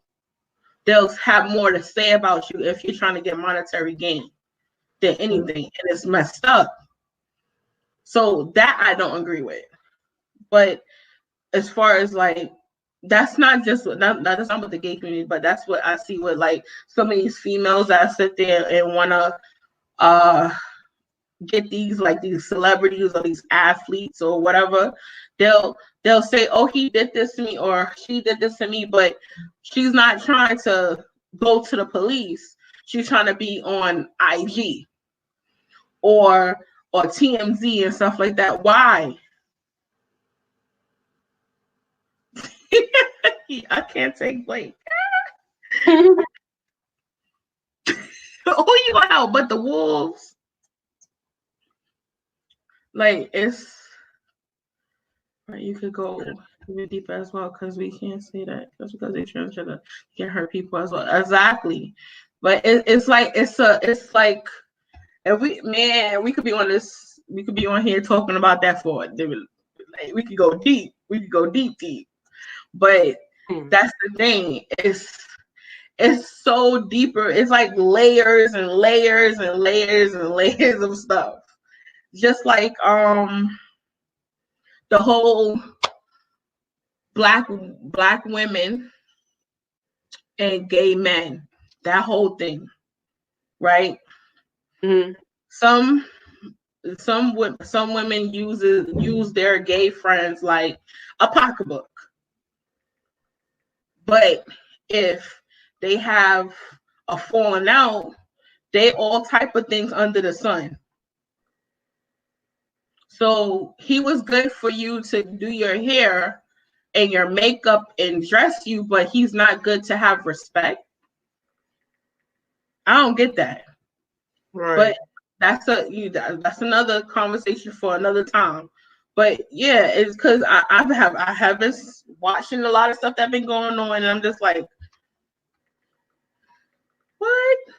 what the hell? Like, this is crazy. And anybody know me? They know me and know how I felt about my uncles. I will hunch a chick, man, anybody down for my uncles. I'll go to jail for them. Like, I love them to death. It's really that, like, I don't play about them. I love them to death. Because even when we're not on this YouTube stuff, that I talk about my uncles a lot. Like, I'll be like, yeah, because even right now with this whole quarantine thing, I miss my uncle because I can't go over there to the house and they be cooking, just being there, they're just in their grace. Can't do that. You just gotta be on FaceTime and stuff, But yeah, I don't know. I know how I am. I took offense to a lot of stuff that was being said, and like even with that whole fish thing, wait, you taking like an inch and making it a yard. It was never that serious, but because it was never about her. Yeah, like people say, if it what is it? If the shoe fits, wear it. Hit dog or holler. That too. But not only that, if they ain't ask you, why come to the party? Exactly. Like, if they ain't say a name, I ain't respecting it. I'm not jumping out the window for nothing that ain't had nothing to do with me. And then if people explain to you in depth what it meant and what the definition behind it or how it got its life, and you still don't take heed to that, then there's no helping you then. That you just on your own. It is what it is. Like, listen, it is what it is. Either you going to take what is being said or you not. Right. But that's near here or there. It is what it is. Like you said, hit dog or holler. and pretty much that's a lie. Like I said, you could tell who don't have who have not been around anybody gay, like a gay person. Exactly. Like you could clearly tell you ain't been around no gay people because you'll hear a whole bunch of stuff. And my whole thing is this: 85% of the women that you like, that's very boisterous and that's out there and all that. Where do you think you get those mannerisms from? Exactly. Man, Nene Leakes, Tamar, all of them, and people love them. They're the biggest ones that take Wendy Williams, gay man lingo, all day, every day. What are you talking about? Like, you can tell she ain't got no real friends. Because if she did, she will understand that term is for one of the gay community, and for two, it's like the word of endearment to them in their world. You know what I'm saying? So like if she had real friends, she would know that she'd be calling her own damn friend like, "Hey, bitch, come here. I gotta show you something." Like, you know what I'm trying to say? Like, girl, you taking something that don't even pertain to you, and you making it about you. This shit had nothing to do with you. Is you gay? Is you a man? Okay, like, girl, bye. Because if you're trying to insert yourself in something that ain't got nothing to do with you. That's what I'm saying. Like, how can, like, for people, how can y'all say y'all love y'all some Wendy Williams and Wendy Williams low be like, how you doing? And everybody her goddamn thing, her audience be saying, how you doing? Where you think that came from? Gay culture, from gay guys. Half of the booty shaking fucking music that y'all was listening to is from the ballroom scene. Like, I know I used to be happy listening to Messy Maya. God rest his soul. He's not gay, but he made ballroom music like like me, because I used to dance. I used to vogue. I used to be big in that. So that's why I could say I know about it. Like, for instance, Tiana Taylor on her album, her last album she got a song called Work That Pussy. That's a voguing song. Olivia Banks, she makes voguing ballroom music. That shit get me going. I be in my car like ta, span ahead, pop, pop, pop, drop. Like, listen, I'm telling you, like, if anybody know me, oh, hold on, I'm not her. You back, Jade? I see you. Yeah, I'm sorry. I figure it out. I kept trying to click the button, like, put me back in. I'm like, it's not even giving me the option. And then I was like, okay, let me tell her. I didn't know. My bad. I'm sorry. You okay? But yeah, like I used to be a dancer, and one of my best friends, he's gay. I knew he was gay before he knew he was gay. Cause he used to jump double dutch way better than all of us and all the other stuff like that. So I'd be like, I was just waiting for him to let me know when he come out the closet, because we already knew. Right. You know? And that's my best friend. Like that's another one. I will love him. We fought together, all of that, you know. And yeah, so that's what I'm saying. Like, I have a big my male friends, majority, not all, like half are into the ballroom scene. So I like when we was like 13, 14, and we was like had house mothers and house, like the house of Chateau and all the other stuff like that. If you into the know, you would know that. Right. That's the language. There's a lot. Like, where you think you got all this other lingo from? Nene say a lot of stuff that's for the girls. Mm-hmm. Where you think, oh, the girls. That's a lingo. That's gay man lingo. We wasn't saying the girls or girl, daughter. Where you get that from? And you be saying that shit a lot. That's what I'm saying. So that's a lot of gay man lingo. Like I said, these women, they tend to use these men like pocketbooks, and they only good for doing your makeup, only good for doing your hair or dressing you. But come on, if this is somebody you mess with, you are going to be in tune with their culture and who they are. Yes, T.S. Madison says something that, was in the midst of talking to her friend. But you hear the difference. She was in the midst of talking with her friend. Exactly. Having a discussion. It's a difference. Just like how all three of us up here talking, if we was to sit there and say, oh, this black A mother F, that's because we're talking amongst friends.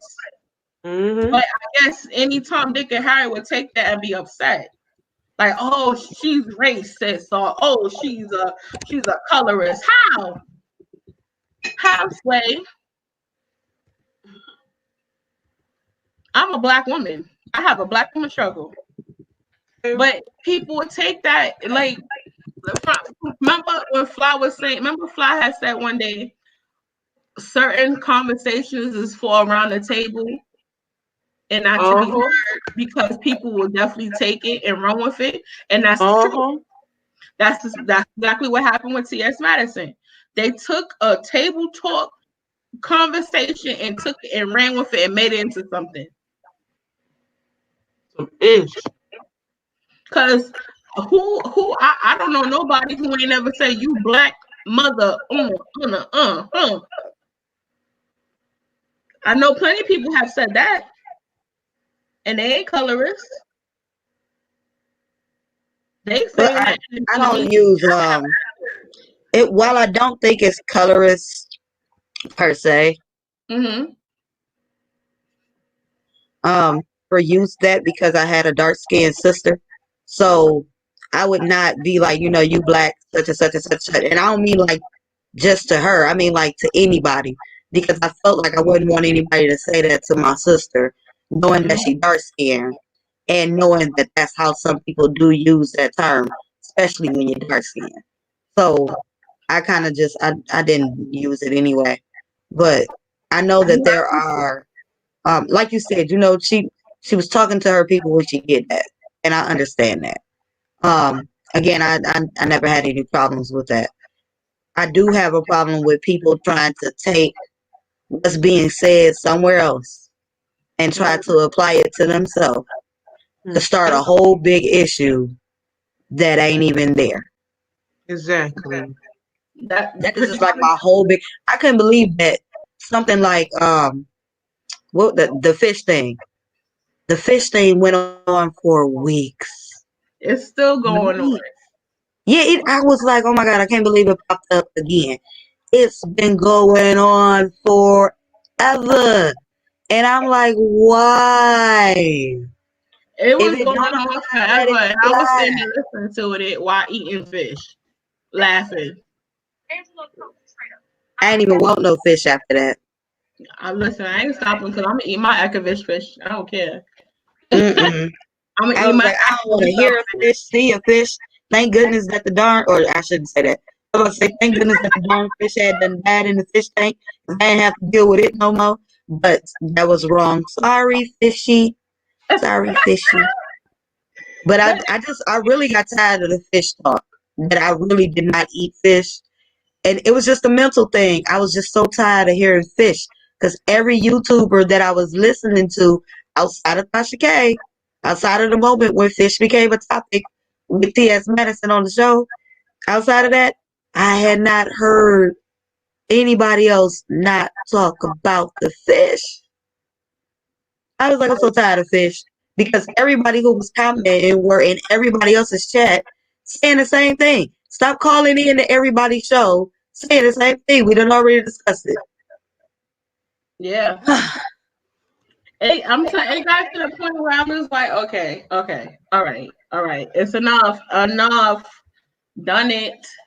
Right. Like, no one wants to hear about that. Nobody wants to keep hearing this. Oh, excuse me. Fishy. No one want to hear that. No. It's like, listen, if you never heard it before, then guess what? You most likely won't. You most likely won't have another man, whether he's straight or gay, call you fishy unless you really smell like a fish. Let it go. Let it go. Men are the ones that ever said fish thing. It will be another one. And the only time you hear another woman say that is when you have your menstrual, and they be like, "Oh, girl, you smell like fish. Your coochie smell like fish." Like that's when you heard it because you had a dirty, you know what on, Ugh. or you didn't clean your cat the proper way. Right. But men really wasn't saying that too much because I know they have, trust me, men have way other different words to call a female if her coop stinks. And that's why I said that. That's why I'm like, you most likely never heard Yeah, like it. If you just know it ain't gonna change the world because you probably still won't hear about it. that, You yeah, still won't be called the fish word. Let it go. like Frozen said, let it go. Let it Right. And the only thing that did tweak me a little bit during the whole episode, outside of just like the whining about it, I was thinking about how I would hear some of the men be like, yeah, but why are y'all mad at the fish? And like, you don't call us fish. And it's like, yeah, but why? Same reason y'all want us to call you a FAG, okay? So as long as you don't want that, we don't want fish. Just respect the thought, okay? Just respect the thought. And if you feel like you want to be froggy and call the chick, a fish, then hopefully you call the quote unquote right chick one, because the wrong chick, which is a chick like me, is gonna have some select choice in these hands yeah, for but like you. I said, And that's because I know what I remember being told back in the 90s as to why I was hearing some of these people say certain different things, and I was offended because I didn't understand why they would say that to straight women, and to realize why was like, oh, it's a okay. I thought at first, I ain't gonna lie to you, when I first was hearing it, I thought it had to do with black women's lips. And so that's what made me ask, because I was which lips. just so offended saying that. I really, I was young. I really thought it was because of black women lips being, nice and juicy. But I realized that wasn't it after I asked my aunt. And so to know that I've heard it in a derogatory way while I was in Cali and both in New York, I was like, oh, okay. But again, I guess different generations, or, the evolution of words. I didn't hear it that way anymore past 2000. I didn't hear it that way no more. I started hearing other LGBT men or other transsexual men saying that. So I appreciate that they're saying, okay, well, we don't use that word, towards women, because that's fine. They Um, don't. They never did. well, I mean, you say they never did. I know what I heard, and I know how I seen it. They weren't Probably talking to each other. You know what I'm saying? So it's call it to each other when they are in like it's ballroom jargon, is logo, is. But the thing is, but they weren't saying it to each other. That's what I'm telling you. They were saying it as we were walking by. And I didn't understand it because I thought they were talking about the size of our lips. mm-hmm. I really thought that, and it was odd. And I had to ask because I'm looking like majority of them are black, black men that were dressed as women. So why? Why are you calling us fish while we're walking Oh, yeah. by? We're in a store. That fish been in it. It's like, what is they saying? But again, one, I wasn't old enough, I guess, to understand that. Two, I didn't know about the menstrual cycle stuff as like the disrespect. Like even holding the nose while they saw us. You know what I'm saying? It's like what does that have to do with the nose? I didn't get it. So I had to ask my aunt. And again, this was not just one little area. It was in Cali and New York where I heard it in the 90s. And I didn't like it. I was just like, oh. And so, I just was always like, as long as don't nobody call me no fish, we won't fight. And while I was staying in Cali for a minute, I had to say some stuff about it to, different people. Mm-hmm. And it's not easy to try and ignore. So I have heard it I spent more time in Cali than New York in those times. I got back to New York when I was in the 2000s. But again, I didn't hear it after 2000 anymore. But trust me, Juicy, I've heard it. I didn't. And even when I found out what it really was, I definitely didn't like it. And I felt disrespected randomly. And it enough to where I told my aunt I didn't want to go to where she had to go. Because again, she was in entertainment. And I no longer wanted to take those different routes. I didn't want to get on the subway train with her to go over towards San Francisco. I didn't like having to go out and eat the crab legs and stuff in San Francisco. It's like, you know what? Can you just bring it back? Because I don't want to have to know what they mean about fish. Okay. So it was a thing. It was definitely a thing. But now look at this. Let me tell you a double conundrum. It's where, now look at it in this perspective. Last year, when City Girls came out, everybody was screaming from the mountaintops to the valley low. A real ass bitch don't give a fuck about a nigga. That was an anthem. Just like Hot Girl Summer and all other shit like that. I agree. There's, I told you I don't use the B words, so I wasn't rocking to the music. Yeah, well, I was shaking my rump shaker when that damn shit came on. I was real ass bitch. I still will listen to it. I still won't say, but you're talking about yourself. You're a real ass bitch, or oh, my bitch bad, my bitch good. There's all these songs that's saying, but nobody's sitting there making a big whoop to do about that. You get what I'm saying? So I agree. Like a double standard. If you haven't heard none of these words, like your situation, Jada, is different. But for everybody else that's taking offense to it, y'all have never heard about the fish thing until it was on camera. Right. And then from there, it was like a big world, like a big what to do. But yet, you can sit there, anybody, and then that's bullshit if you say you don't. Everybody else, all these songs from the 90s up until now, they had the bitch word, they had the whole word, they had a whole bunch of words that's derogatory to women. And these men to this day are very disrespectful to women. But people still listen to their music. They still dance to that shit. They're not making a big deal about that. Because my whole thing is people want to be mad about just being mad. Or people want to cancel you just to cancel you. Because they can. That's just what the fuck it is. Like, let's be real. Because when did people start becoming mad fucking pussy? Like, when did everybody want to be so fucking sensitive to certain shit? I'm sorry, I'm cursing a lot now. But you good. But that's how I feel.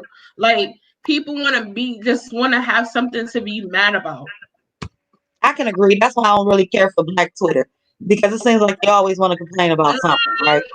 I don't know. Black Twitter gives me life. You say what?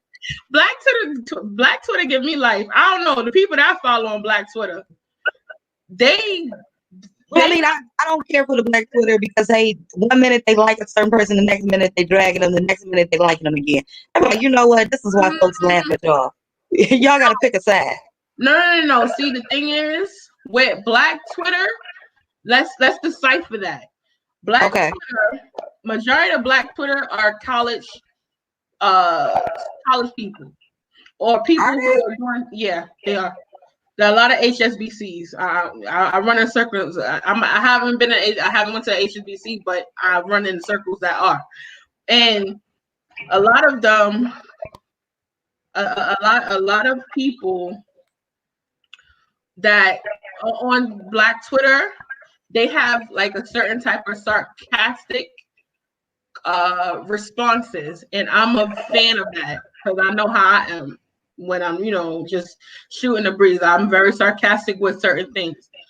And now the people who are doing the canceling are fans, aka stands of certain artists or celebrities. That's when things get fuzzy. That's not Black Twitter. That's people stands who are grown ass people to little ass kids that want to cancel people because they're not liking their favorites. That's what that. Okay. So Okay. that's the difference. You understand? Like there were one time when like I'm a fan of all of the music artists, but I'm a avid. Hear me, everyone who's listening. I am an avid Beyonce fan. I am a beehive. I will put beehive in your fucking comments if you come for Beyonce. Just let it be known. But that's the only star I will be crazy for. Yes, I'll be a stand for her. But the other people, the other celebrities, their stands are to the point where you could be like, what the hell? They popping up people address.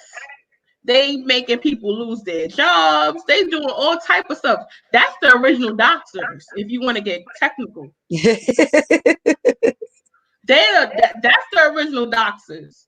They will find you, and they are deep in it. Okay, but that's that part of Black Twitter. And honestly, it's not just Black people that's doing it. It's other races that's all connected in with a certain celebrities and actresses, and because people do have stands that's a little crazy. They're a little cuckoo for Cocoa Puffs. Okay. Oh hell no! Because there was at one time the Navy, like the Navy, Rihanna, her Navy. Let you say something bad about Rihanna. When Rihanna was dating Leonardo DiCaprio and he broke up with her, they were flooding his Twitter. This is a long time ago. See, people don't remember. Like Rihanna had she had her time when she was messing with them boys. Girl, look, I don't even keep up. Okay, I just realized that Beyonce had twins about 2 months ago. What? How I don't keep up. My niece and nephews. Listen, don't you realize why I don't really keep up with the celeb news on my channel? Because I don't really like to keep up with them that much. This is why that's another reason why I wouldn't do on my channel on a daily basis. Yeah, I wouldn't even do celebrity gossip. That's just not. But I be knowing what be going on though, because I definitely follow my I follow my people. Okay. I don't. You do.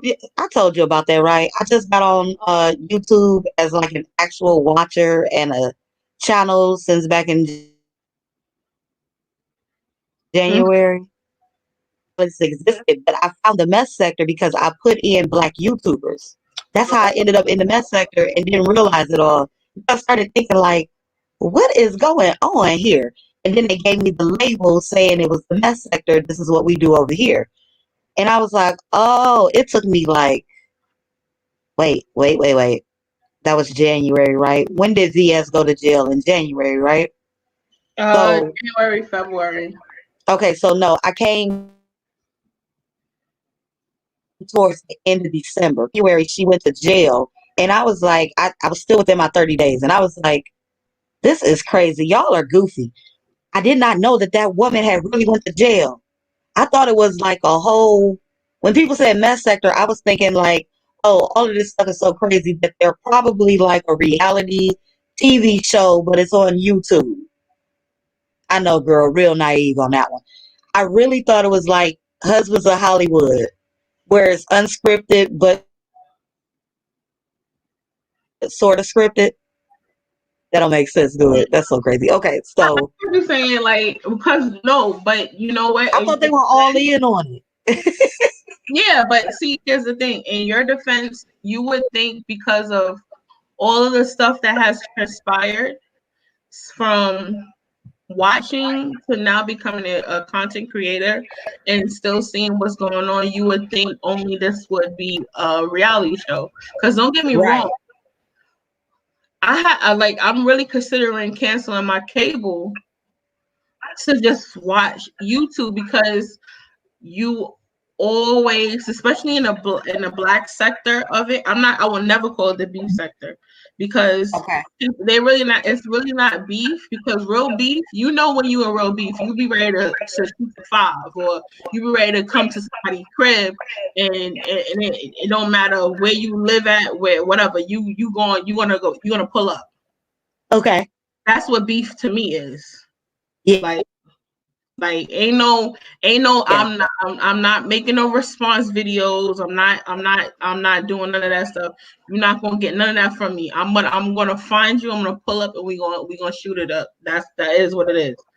I swear So I feel you. that's what I consider beef. Like beef, I'm not trying to come at your mom, your kids, none of that. I'm coming to you, and I'm going to me and you we gonna shoot the fair one. It is what it is. That's beef. Right. Like whenever I see you, it's on and popping. It's like it's no talking. Ain't no we gonna take pictures and like look who I ran into. None of that. When I see you, it's on. That's it. It's on go. I'm on go. Every time I see you, I don't care. We fought last week Thursday. If I see you on Monday, I'm fighting you again. That's beef. No matter what. Every time I see you, me and you fighting. That's it. So hold on. Oh, okay. Yeah, I definitely feel you there because I have said on more than one occasion that the reason why I had to like take my daughter off of different stuff and anything that attaches her to me and things like that is because I realized that in the sector people were bringing in folks' children and where they live at and all this other stuff, and I was like, why is all this doxing going on? Like, if you go beef, but and I'm not a creator in this sector, so I guess I'm not completely bothered by it. But I wanted to safeguard the thought because I'm like, see, I don't play like that. You do stuff like that with me, I find you, I come for you. It ain't gonna be a bunch of videos. And I've said that a couple of times. It won't be a bunch of videos. We ain't gonna do that back and forth. I'm just gonna meet you where you at and I'm gonna drop your body. Period. Don't play with me like that. You know what I'm saying? Very sweet, very peaceful. But if you come for me like that, I'm just gonna find you and drop your body. Period. I don't play them games. So, hold on 1 second. I will be right back. Okay, no problem. Yeah. Okay. But yeah, that's pretty much it. Like I won't consider it the beef sector. It's not the beef sector because or like what people be beefing about is not even like remotely important. It's not of importance with anything because it's not like you're gonna see that person or they really want to like get down in the gutter. Like nah, it's really not beef. Actually, it's not. Beef is when you are scared to leave your house. Beef is when you gotta be looking over your back like this person really about to come at me. But to make response videos all day, like this one says, "Oh, you talk about my mama. Oh, you did this, what did this, and then you make another video like, oh, this and this and this and that, like response videos. It's kind of like a rap battle. This rapper says something coming at your jugular, and then next thing you know, so you got to make a response to him. So you coming back at that person. That's pretty much what it's pretty much like. Beef is a whole different ball game. So that's pretty much that. But yeah, like I said, I don't got no dog in this fight as far as with the Tasha K and the Nika Knight situation. Tasha K is gonna deal with Neek how she feel and choose to, and Nika Knight is gonna respond back to her how she wants to, I guess, because I don't know, but that's on them. Honestly, that's really on them and how she And all this is the crazy thing about it. All of this is over that little girl, Azraelite, or whatever her fucking name is. All this is over that girl, and I wouldn't indulge too much into that because that little girl already have her own issues. So it's kind of like you taking on too much with that girl. Like that girl got her, like I said, she got her own issues that I feel she should be dealing with, where she should be going to seek therapy. She shouldn't be on social media. She shouldn't be entertaining any type of social anything, the blogs, vlogs, whatever. She shouldn't be on nothing. She should be trying to get back to her, finding out who she was, because when she got with that person, we will not say his name, when she got with him, she was still young and she was still impressionable to not know. She didn't know who she was at that time. So, that's the thing. But as far as me beefing with another content creator over I don't know what to call her. She's not a celebrity. She's not an influencer. She's some little girl. I'm not doing that. I'm not beefing with somebody over no little kid, because that's what she is to me. She's a little kid, or some young adult, so to speak. Like, I'm not gonna be beefing over no little girl about anything, because from the video that I seen that Neek did, the little girl, well, I'm not really call her little girl, but the young lady, she did say something in the terms of about Tasha K. And if I was Tasha K, I would have took offense to that, because it was kind of like she didn't name any other blogger, but she did name Tasha K. So it's kind of like, okay, what's that all about? If I'm speaking to you and your father, but it's kind of like you threw me under the bus. So Neek spoke on that. And, as a content creator who's doing celebrity gossip and all that stuff like that, and Tasha K is considered a lowered celebrity, or you could call her an influencer, or a celebrity blogger, or however you want to address Tasha, as that's what she's at. And Tasha K responded. I didn't see what she responded, but I damn sure saw what she put on Instagram. And baby, she's going at her. She's going at her. Tasha K, she should pick up trolling. She should be a certified troller, because she really is trolling. That's a fact. She's trolling. She's trolling the shit out of Neek right now. And Neek is taking the bait. Sorry to say, she's taking the bait. So yeah.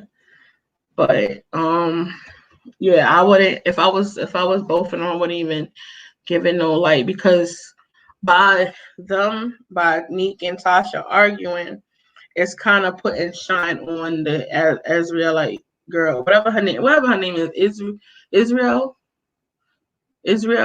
whatever her name is, the little girl. Why keep calling her little girl? The young lady, by putting a light on her. So, and really, she shouldn't be having no light on her at the moment. She should be, like I said, focusing on herself and getting herself together. But that's neither here nor there. That's for her and her parents to make that decision what's best for their daughter. I'm just saying, because I have a daughter that's not too younger, like not as like we're on the same age grouping as Azrael or whatever her name is. And if my child was in a situation that she was in, I wouldn't want her to be in the limelight because she already had got exposure through the documentaries already. So once I had her home, I'll be trying to find the best way for her to cope with what have happened to her in that retrospect. So that's pretty much that. Like, I wouldn't even have her doing videos or doing audition videos on Instagram and stuff like that. Oh, Ariel. Okay, I don't know her name. Child, I'm trying to. Well, y'all know I'm talking about the girl, the young lady, the one that did all the other stuff and had him doing other stuff. So yeah, her, that child. But yeah, as a parent, I'll just be, I'll be focusing on my daughter, my daughter's well-being, on making sure that she's the best. What is she? I think she's 19, 20, 21. She's something. She's one of the ages. She's old enough to be my kid. But that'll be my main focus, on making sure that she's the best woman that she can be. Because is she a teenager? Whatever the hell that girl is.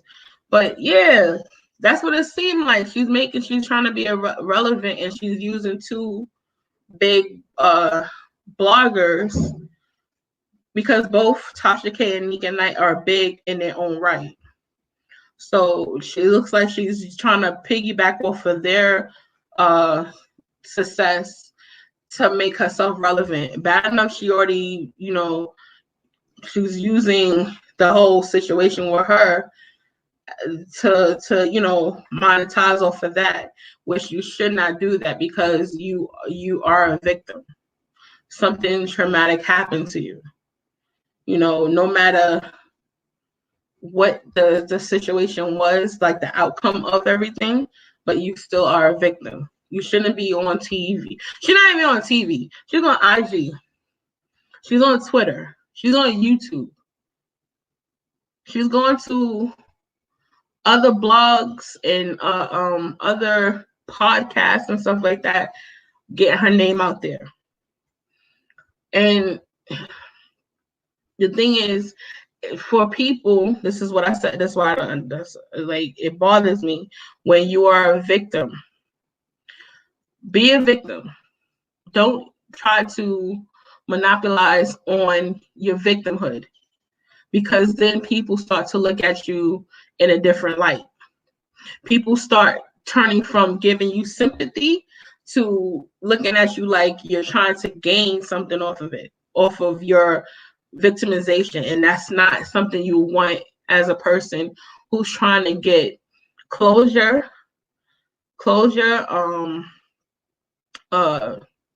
justice, and it's mind-boggling. It is mind-boggling to me, like how and why. Because as a parent, I wouldn't want my daughter to be being exposed or to be exploited in a certain light, especially she was already in a situation, because that means she's being victimized more. But I don't know how old this girl is. How old is she?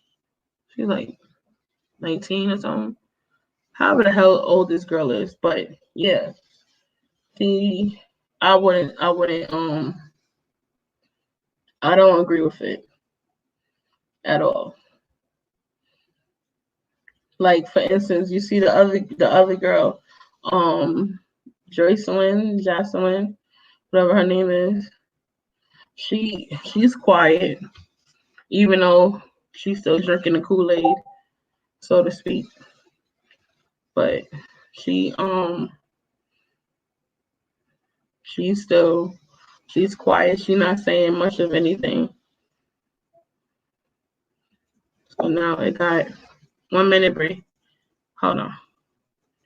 Bray Bray. Hey, I'm back. No, I was talking about Azraelite. Ooh, Azrael. Azriel? That's how you pronounce her name? Yeah, at least I do. Okay. I was calling her all type of names over here. My bad. Oh shit. My bad. What happened with her? No, because I was saying that it's crazy because it looks like Just call her Azzy. I ain't call her ass. I ain't call her shit. That ain't what's the name? That ain't my child. I ain't giving no damn nicknames. The A girl. The A girl. That child. It's like she's trying to piggyback off of Neek and Tasha K. Okay, hold on. What's the name is Texas? Okay, no problem. No problem, Jada. We here. But yeah, it seemed like she's kind of piggybacking off of Neek and Tasha K. Cause you know that Tasha K's name bring views. Not only that their names bring views, they both ladies are successful in their own their own style and own like they're successful. And it's kind of like she's trying to hold on for a minute. Blowing her damn nose when I'm on live.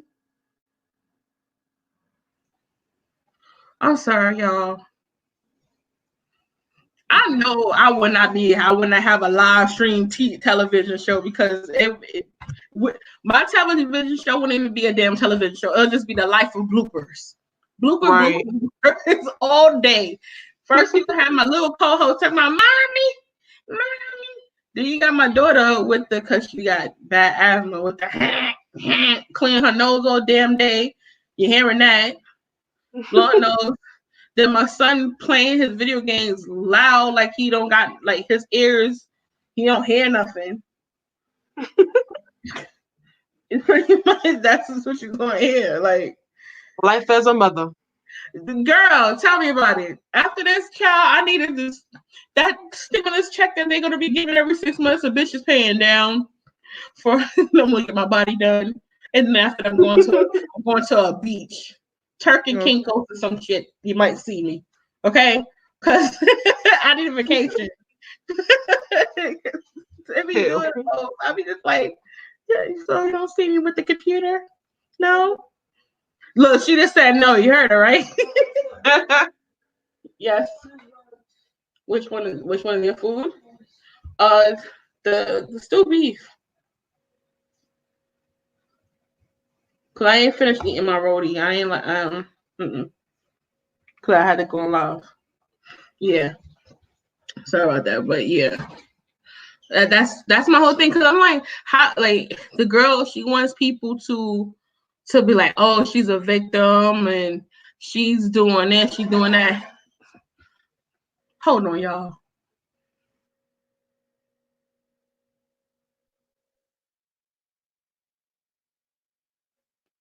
All I gotta say is Azriel know what the fuck she doing. She know that Tasha K name bring views.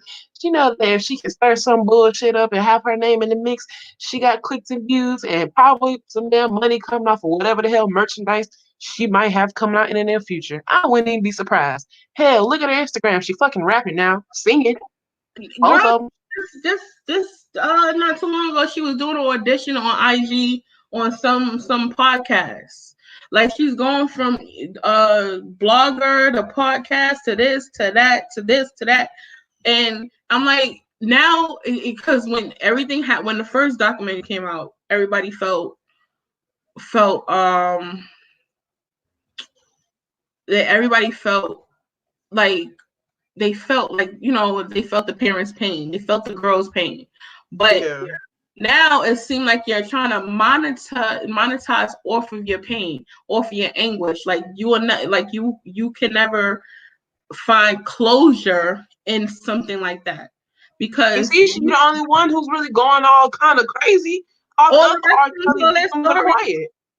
Like all the rest of them told their story, and Right. you don't hear about them. But don't get me wrong, they were on a little a tour too to get the little coins and stuff like that. But that's why I said sometimes when you have victims who want more monetization than justice, you have to question some things. Not saying that what happened to them don't make them a victim, or I don't feel bad for what happened to them, because that's not what I'm saying.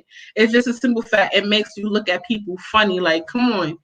So you rather go on a press tour, you rather be going to this blogger to that blogger, you want to make videos and show you a bad bitch, you in the bathtub and all type of stuff. Like, what are you doing? Right. So now I'm looking at you funny. And then now, not only that, you're using these women and their platform to start problems. Exactly. Because they didn't have problems before. Now all of a sudden they got problems. Come on now. They know what they're doing.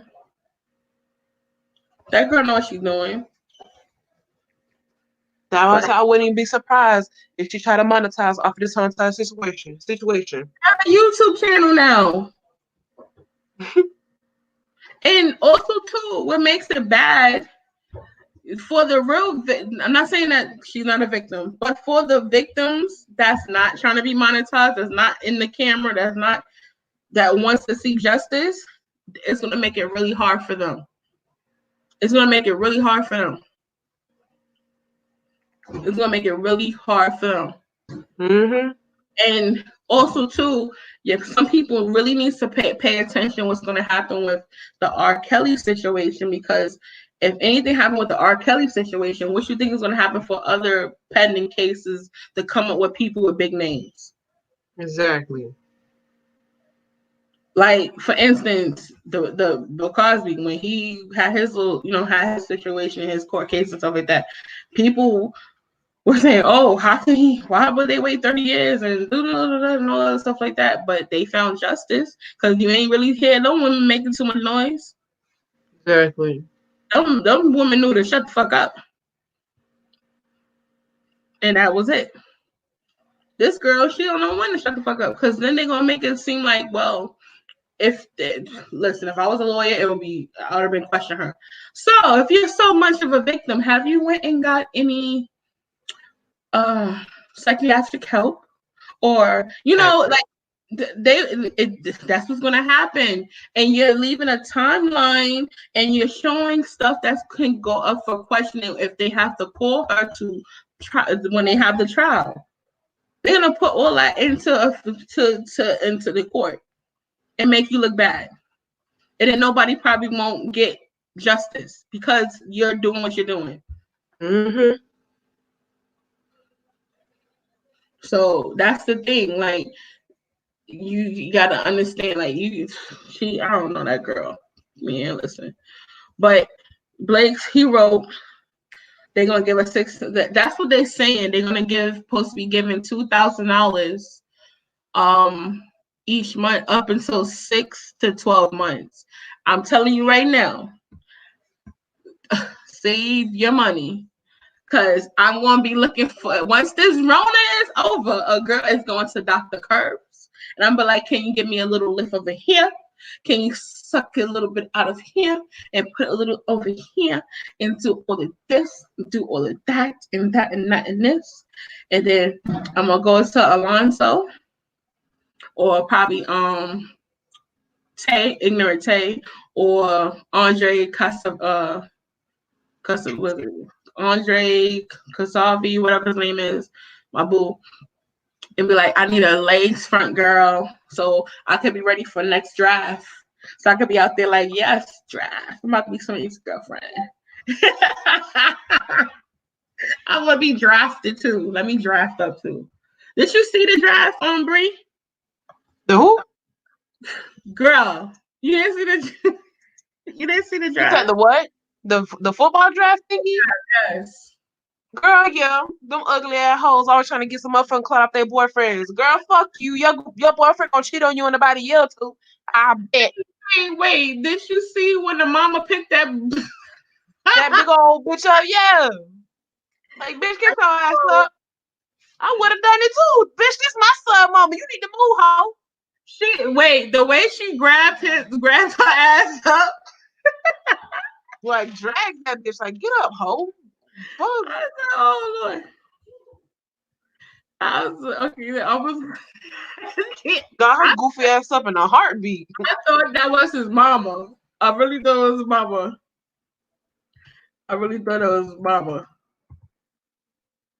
All I could do is laugh. I thought that was his mama, and then it was like that. The lady who grabbed her up was his mother. Mm-hmm. Goofy bitch. I laugh. I said, "Oh shit," because the lady looked old in the face. She looked old. Mm-hmm. She was looking old in the face. I was like, "Oh, she aged like she aged. She's supposed to be his girlfriend. I don't know. Maybe it's his teacher." Or whatever the hell, but she was old. That white bitch was his girlfriend, his actual fucking girlfriend. I'm like, oh goodness. He needed a new damn girlfriend. Then the other guy, he beef fatty. The other girl, she tried to When take she took his phone. I was like, He gonna go on Twitter talking about some we need to chill because that was his agent calling him and the girl was just trying to answer the phone, but he said something to the effect of that he said some bullshit, but it wasn't even that serious. And then Twitter had drug up some receipts showing that bitch had dated a football player before. Yeah, exactly. I said, oh, she's one of them. She was She only dates the football players, the basketball players, all of those. Yeah. But that's the thing too. You have to understand, just because you with him in high school and you with him in college and stuff like that, and he's just a broke athlete and stuff, then he get drafted and it works out for a good 6 to 12 months or 2 years, however. And maybe you were a little lucky because you made a pop out a little, football baby, so you could be, so to speak, you could be set with your with your life, so to speak, because that's the new thing now. Females are getting with guys who have a little bit of money, so they could get that baby. They can get a little something, mm-hmm. So that little child support could do something. Speaking of child support, what do you think about the Offset baby mother and him situation? First of all, that girl looking for clout. Second of all, she could have handled all this shit behind the fucking scenes. But what did she do? Of course, drag it to social media. And two, if Offset ain't paying his child support, say that after court. Should be no discussion. But here's the thing: she said that he is paying. She wants more money. How much do baby really need? She has a kid, and the money that she makes from working is not enough because I guess because of the virus and all that. So, but yeah. But my question is, the child support, it goes strictly for children. But of course, parents use that money for other things. So however much money that child need a month for food and clothes, that should be it. You need to get your money how you need to get your money. If you gotta get your ass on the goddamn pole or some shit, go ahead. The fuck. But here's the thing, because before I had got child support. I get child support and stuff. Thank you. What happened? Something came off? Oh, sorry. Yeah. Now, my children's father, my ex, he don't make Offset money, right? Mm-hmm. But I don't think the amount of money that the fathers make would ever account up to the amount of money that you pay for your child. Mm-hmm. Because, for instance, If she wasn't with a Offset, or she was regular with a regular Smo Joe, he would probably be paying like what, $300, if that. Because I have a friend who pays $700 for one kid, but his income, he has a high income. Now, Offset daughter's mother, she's getting what, 2,400? Yeah, she's getting 24. Mm-hmm. Yeah, she's getting 24, right?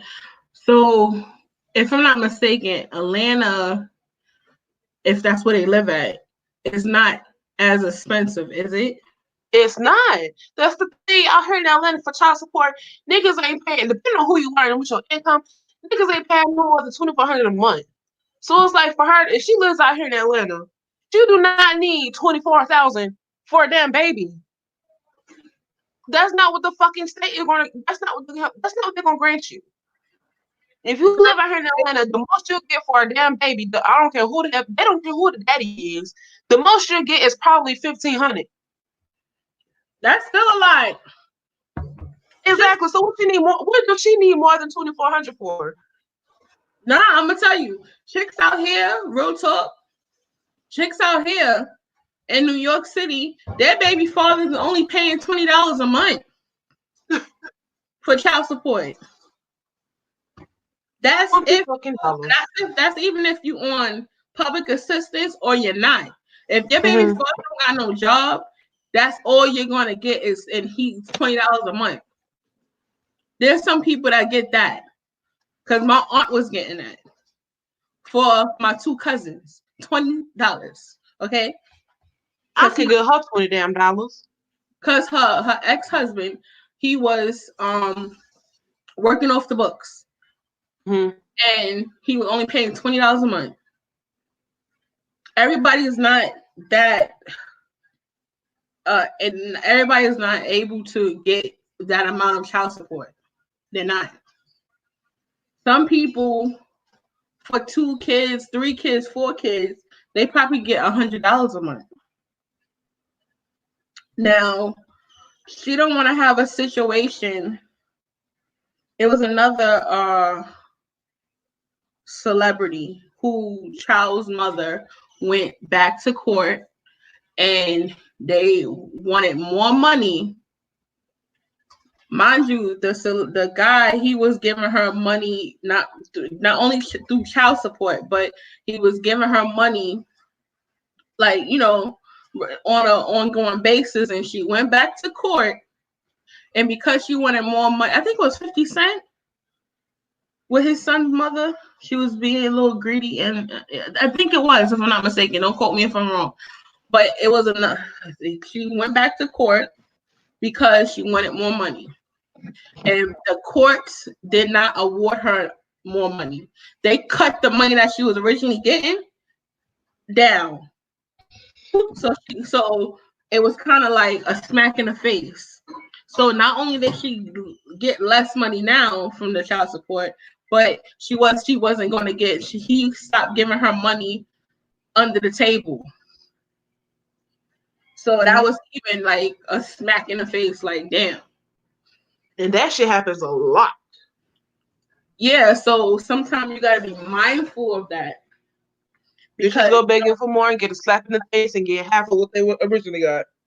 Yeah, so you gotta be careful when you're dealing with that, because not all child support judges are mean and they don't look out for the non-custodial parent. It depends. If you have all your shit in order, yeah, you might get lucky. Never know. Might get lucky. And let's be real, there's not only just men that's on child support, there are women on child support too. There are women that pay child support too, to their children's father or to the person who have their child. So let's get that together. There's not only baby fathers and ex-husbands and, you know, boyfriends or whatever you want to call it. There's women out there that pay child support as well. For other reasons we don't know. But yeah, you'd be surprised what you see. And it's kind of like, damn. The only thing I didn't like with the baby mother is she was bringing Cardi B into it. Right. And I was praying that Cardi B don't get too involved because her income will be included into his child support, which she should have kind of took a real look of the whole scope of things of being married to a man who have multiple kids. Mm-hmm. Because if you're considered the breadwinner or you make more money than he do, and he's on child support, and he miss a payment, who you think who check is going to get touched? Yours. And you Because they're legally married. Exactly. That goes for any woman that's making more than her husband. Any female, need it be a regular chick in the street who got a good behind job and an ancient nigga, excuse my French, but an ancient man, or the most richest chick out here that's a celebrity. If you with a dude and you making more money than him and he got a whole screw of damn kids, he got a damn football league of fucking kids, what you think is gonna happen? They can't come after him. They definitely gonna come after you. And they gonna sit in your pockets. Then you fucked. Cause now you gotta take care of some kids and you ain't push out your own cooch. Simple as that. Which is messed up. Cause I ain't paying for nobody. They ain't my kids. So that's another thing. And you already know, as much hard work people put into their careers and all that stuff, for have someone come in and take that shit from you, you ass the fuck out. Prime example. And Adele, the singer, the hello from the other side. Her husband, they got a divorce. The divorce was granted. He is taking 85% of her money. That's fucked up. He took her to the goddamn bank. He's getting more money from her than Mary J. Blige ex-husband. That is fucked up. Auntie Mary out here going on tour. She in Las Vegas. She trying to sit there and run from her ex-husband, run from the damn tax people. That woman gotta be torn because why? She sat there and had her husband as an executive producer or whatever type of shit it was that she had to do. So now he can go for her royalties. That's fucked up. That is. Fucking Adele husband, that motherfucker wasn't in the goddamn studio singing with her. Adele he wasn't on the damn thing. He wasn't on a keyboard or a goddamn what's his name? What machine this shit is. He wasn't on that shit. She was in the damn studio by her goddamn self. But he taking 85% of her goddamn check. Her net worth. Her net worth. Baby, that'll be the day I'll outlive a goddamn Lifetime movie because I am gonna cash the hell in. Look at Wendy Williams. Look what Kevin did. Kevin sat there and he was the executive producer on her show. She had to buy his ass out. So she was trying to spite him, but he wanted him spiting her. And now she got to take care of him, his side chick, and their baby. That's fucked up. That's fucked up. That's fucked up. Like, what's his name? Neo. Neo said, nope, she ain't taking my money because he knew that if he was to divorce that girl, Crystal, he would have to pay alimony and child support because they got 2 kids. Mhm. Bad enough to paying child support for the other girl that he made tie her tubes, or not made, but they was in agreement for her tying her tubes, which was fucked up. But you know what? He got his karma because now look, the chick that he went with and had more kids with, she want to divorce his ass. So you can't. Sometimes it's cheaper to keep her ass more than anything. More than anything. Because then the next thing you know, you're fucked. Cheaper to keep her. But that's near here. You know. But yeah.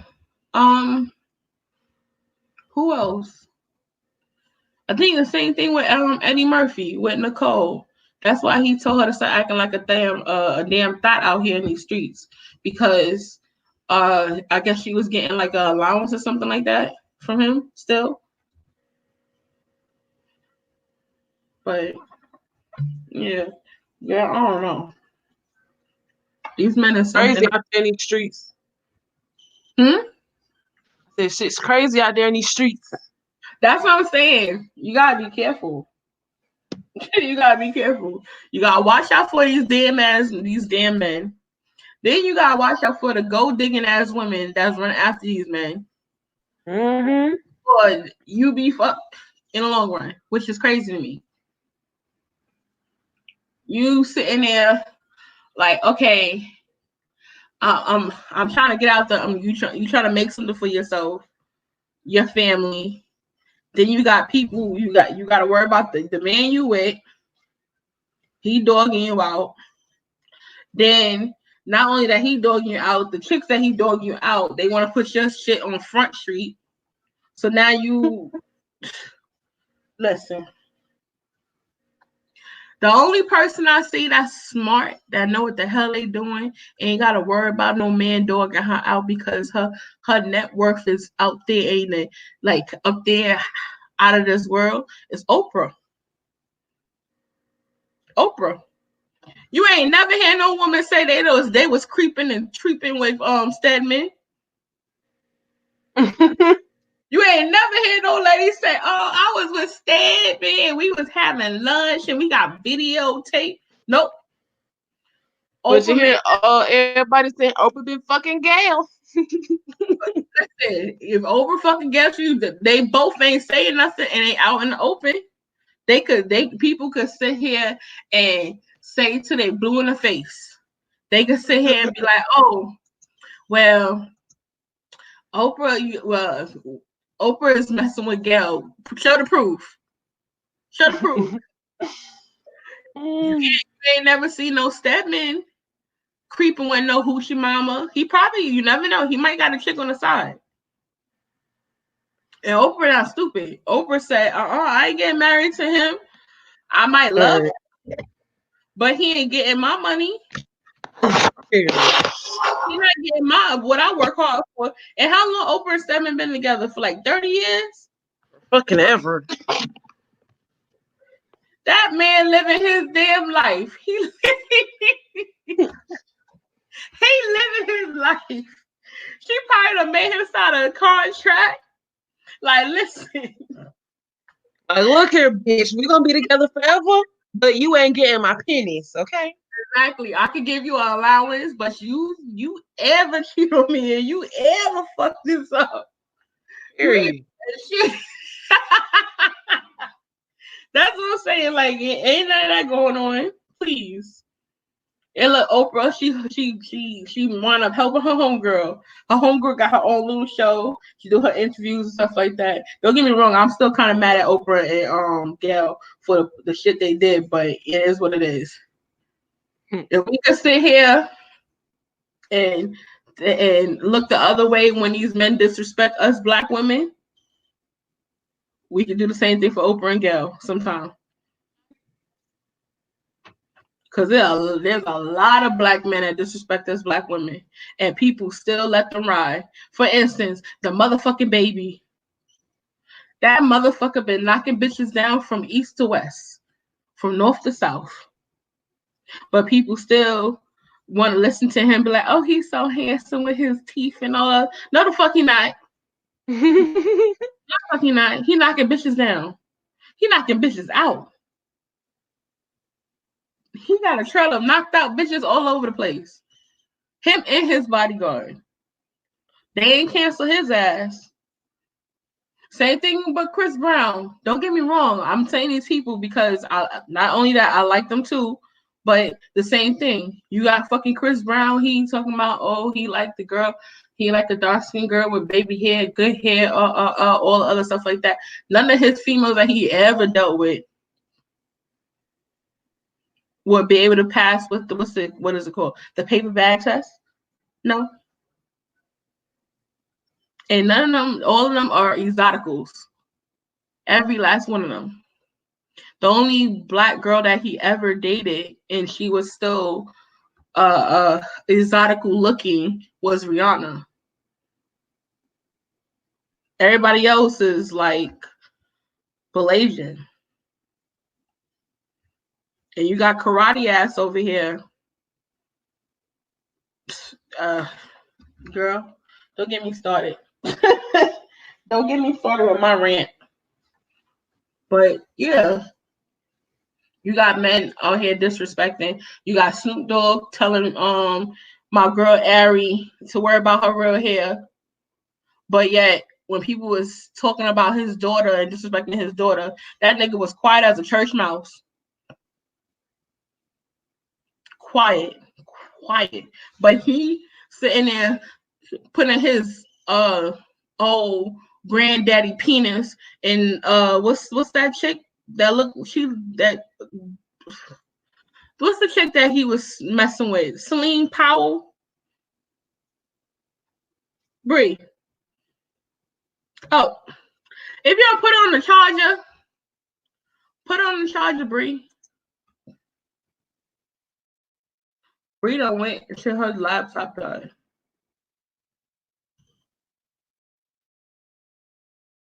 Lord. This lady. Yeah, but yeah, you got Snoop Dogg. He why I keep saying that?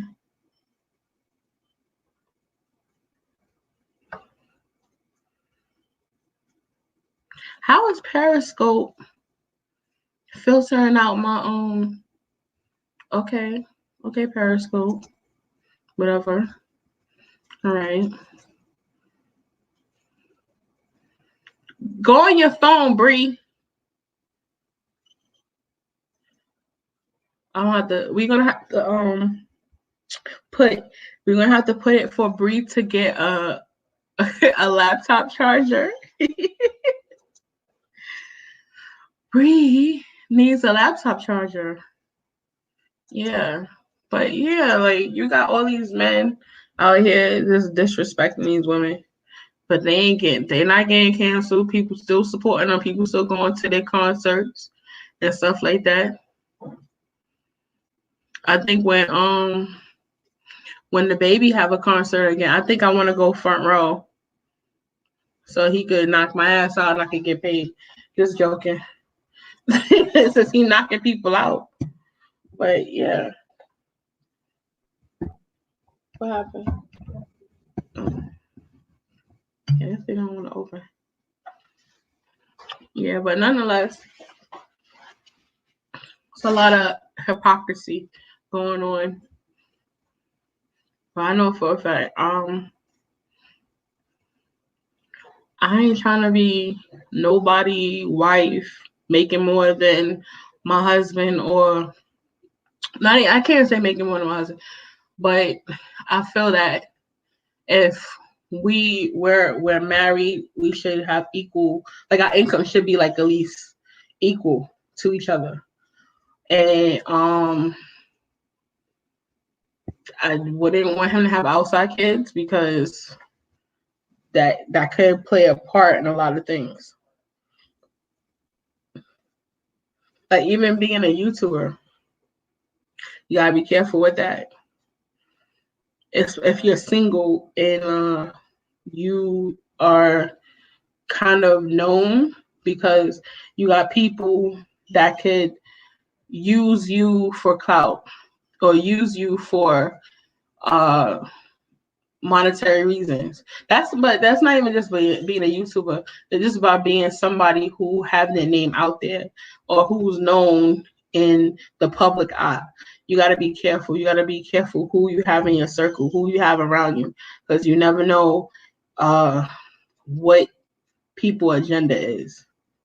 Shit, that's even if you're a regular person. People try to use you, you know. So it is what it is. But Bree, where the hell you at? Hold on. What the hell? Oh yeah. What is this? Oh, also too, I started a station head channel for music, and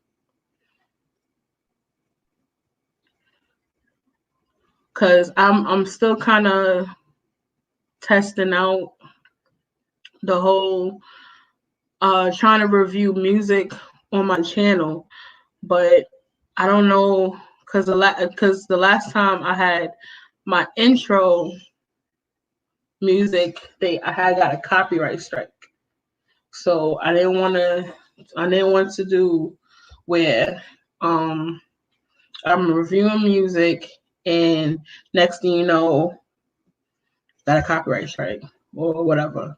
Because I wanted to do a review on the Missy Elliott song because that's my jam, that's my challenge.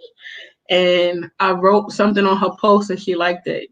I was really stoked about that. I love Missy. I love me some Missy Elliott. And others. Don't get me wrong. I love everybody else, but I love me some Missy Elliott. I'm a music head. Love music, love to dance, love to draw, love to do a lot of different things. I mean, that's my artsiness in me. That's probably not even a word. Whatever. Sorry, y'all. I have been sipping. But what I was gonna say? Yeah, I wanted to do a review Missy Elliott because her latest song, Cool Off, the video, matter of fact, fuck it. Oh shoot, I had some all right, I'm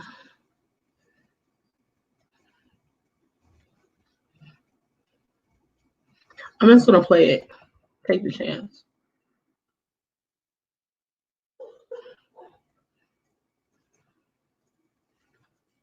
I'm gonna just take the chance. Fuck it.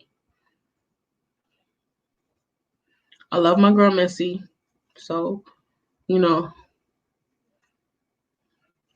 a live reaction of the video.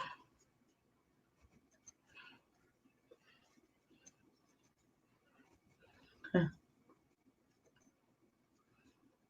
Yeah. Live reaction. Bree not here. Bree, oh wait. Hold on. Make it big, full screen. And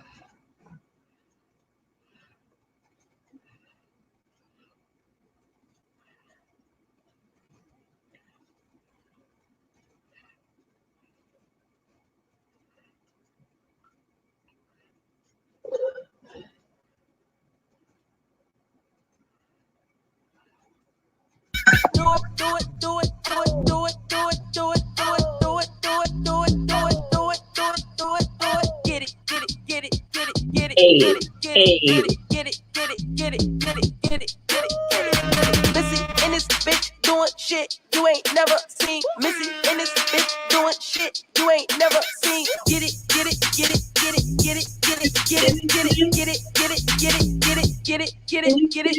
Back in this bitch, Missy hopping out the sunroof. I got about 100 cool shooters with me, 100 troops. Got 100 bands. Ow. From mommy. I loved it. I love her video. I love her video. She gave the visuals alone. You know, Missy never ever disappoints. She never ever disappoints at all. Like, I loved it. I loved it. I loved it. Like her other video she did. What is it? Drip demeanor. Throw it back. Like, I loved it. Bring you back. I'm here and stuff. Yeah.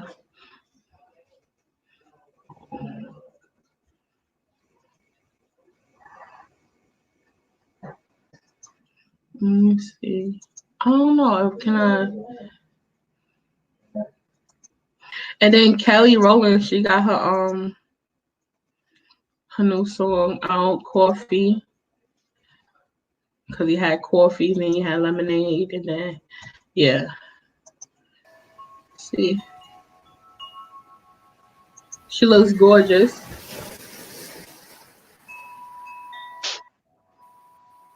She looks gorgeous. Coffee and sex in the morning. Breakfast and bed, I be moaning. Before you go to work, I need you to go to work. Part of my sincerity, you know I'm a rarity. My love be a therapy, all around remedy. Baby, who instead of me? Love it. Bitches will never be. Put it down like it's heavy, baby. Honeymoon and wedding day, then wake up. Soon as we wake up.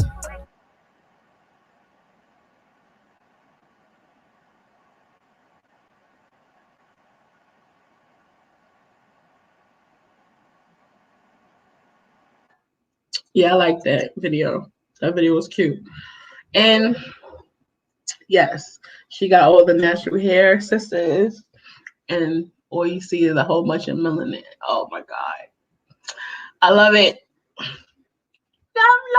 it. Who else?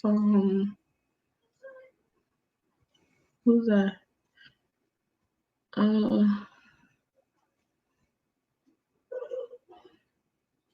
Tiffany. Tiffany has got a song.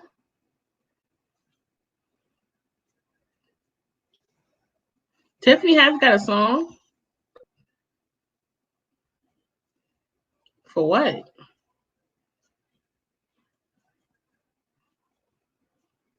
Why does Tiffany have to have a song? Yeah, wow.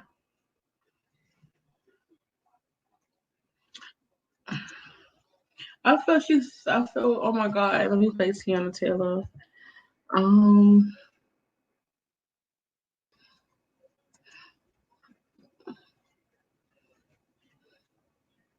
Wait, where is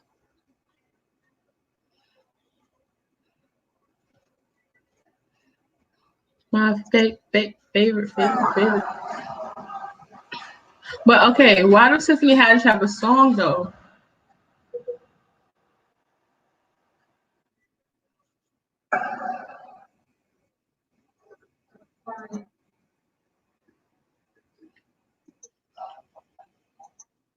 Yeah, but I'm still trying to figure out why does Tiffany Haddish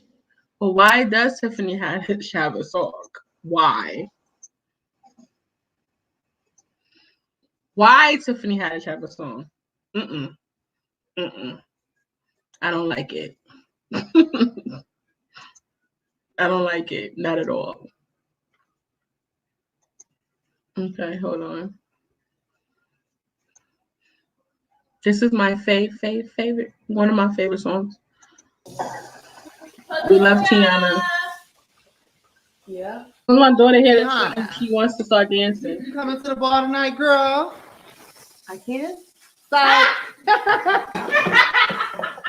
It takes balls to walk a ball, and I don't think she got them. Give me life. I just don't understand why I'm not good enough to work my pussy at the ball. Yeah. You know, I can work my pussy. Work this pussy, work this pussy, work this pussy, work this pussy, work this pussy, work this pussy, work this pussy, work this pussy, work this pussy, work this pussy, work this pussy, work this pussy, work this pussy, work this pussy, work this pussy. She's a motherfucking international sensation. She's not your average showgirl. Allow Miss Taylor to sing the blues. I'm still with here tonight, so I will.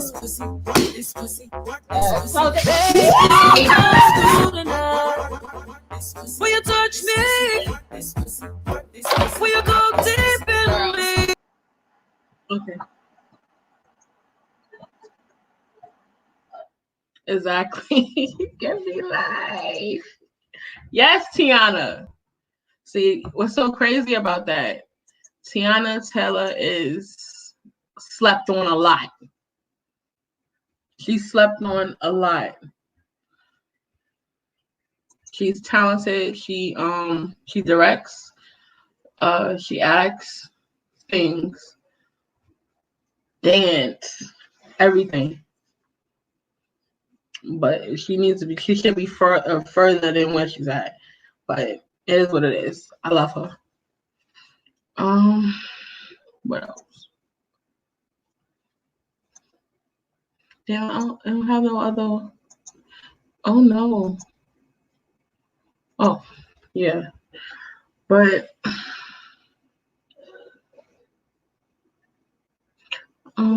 yeah, because I'm stepping. I'm sorry, y'all.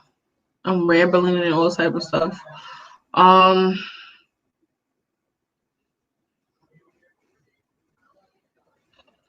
just want to say thank you all for coming out and chit-chatting with me. I think I want to do the review on Black as I'm gonna do a review on Black as Fuck. I'm gonna do one on Coffee and Kareem, and also check out my station on Stationhead. I have music on it already. I'm still learning the analytics over there, like how to do certain stuff. But that's more so for, everybody to go over there. We could listen to music. We could be more raunchy over there with certain things because we have to. Yes, Blake, computer, her computer died.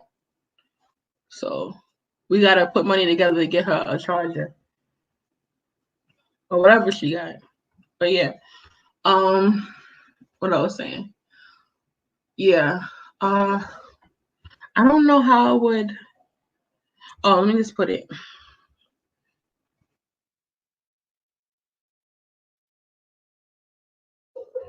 I'm just gonna put it so y'all can follow me on there. It's also in my what? What? Blake, you crazy.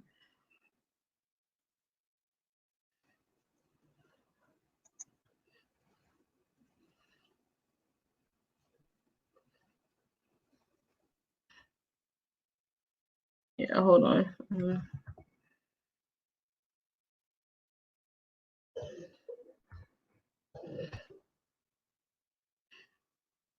Yeah, I have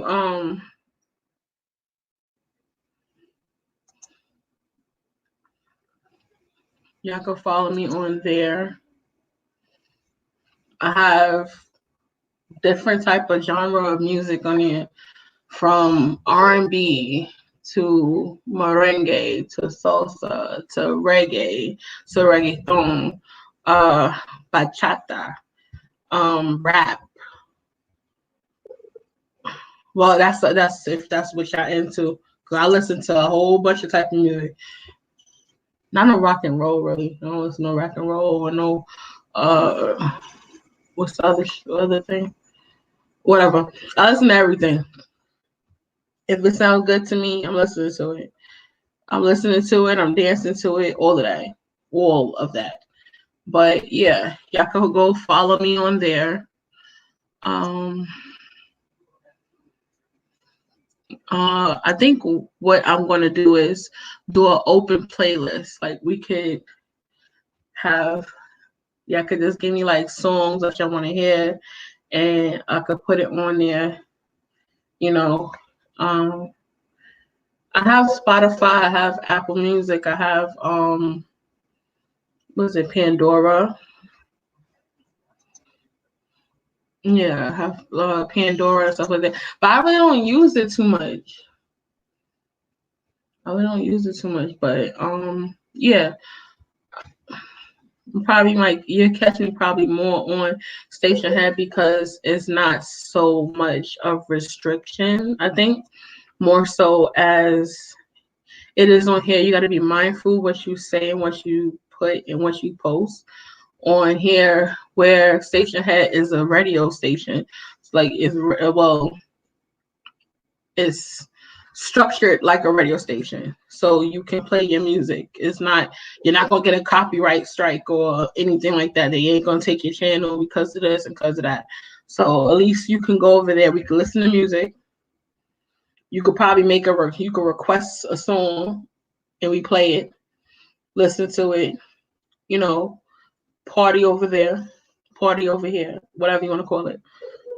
But yeah, this like a cute little vibe. That's what I'm trying to do.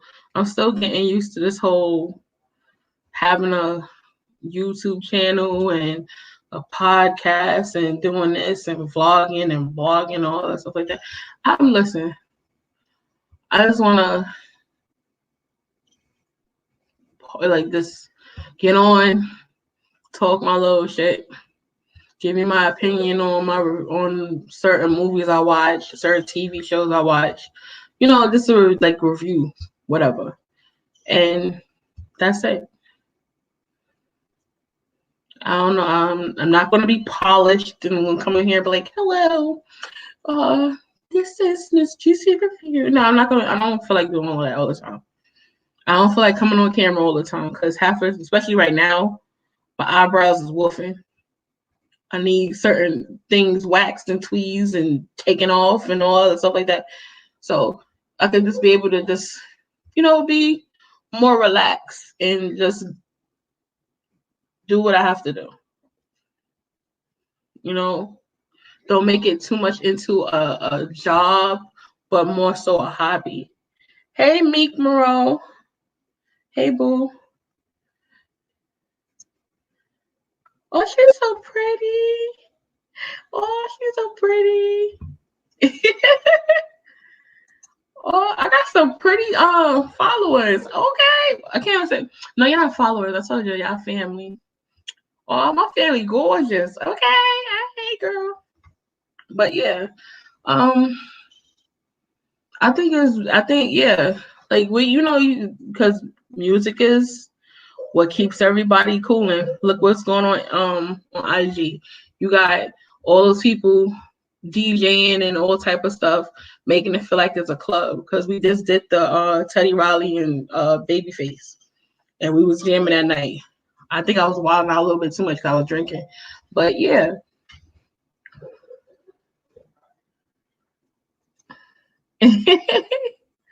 Oh, she's so cute. Oh,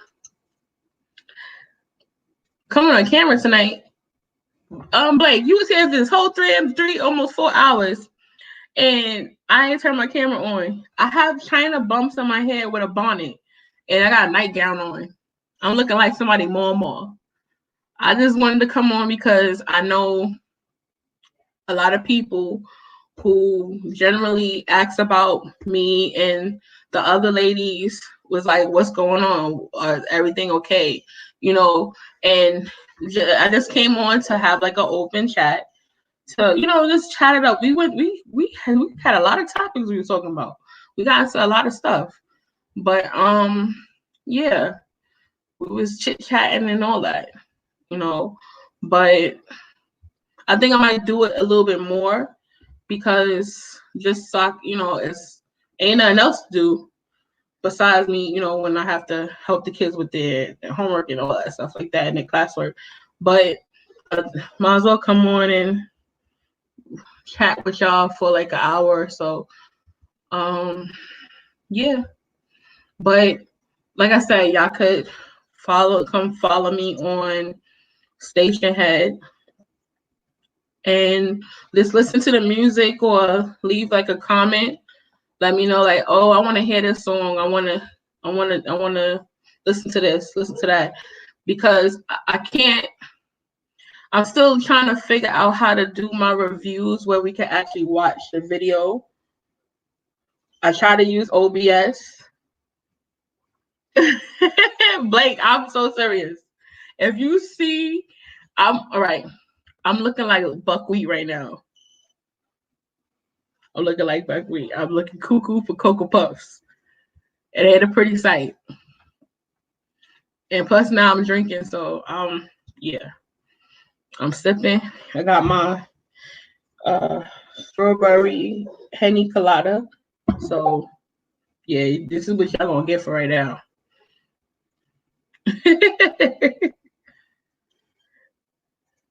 Oh, Blake, I love you. You my Caucasian cousin.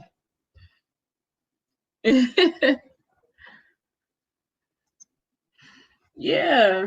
So I even had it as an open chat. I was, saying y'all could come on, state state what you state or whatever, state your issue or whatever, however you gotta say. If you have a business, advertise your business. This was an open chat. I probably might do more open chats because I know there's a lot of the YouTube family who have businesses, who are entrepreneurs, and I might be interested. I might want to buy some stuff or 2 or 3 because there ain't nothing else I'm doing but online shopping. But that's neither here nor there. Nobody damn business. Don't judge me. But yeah,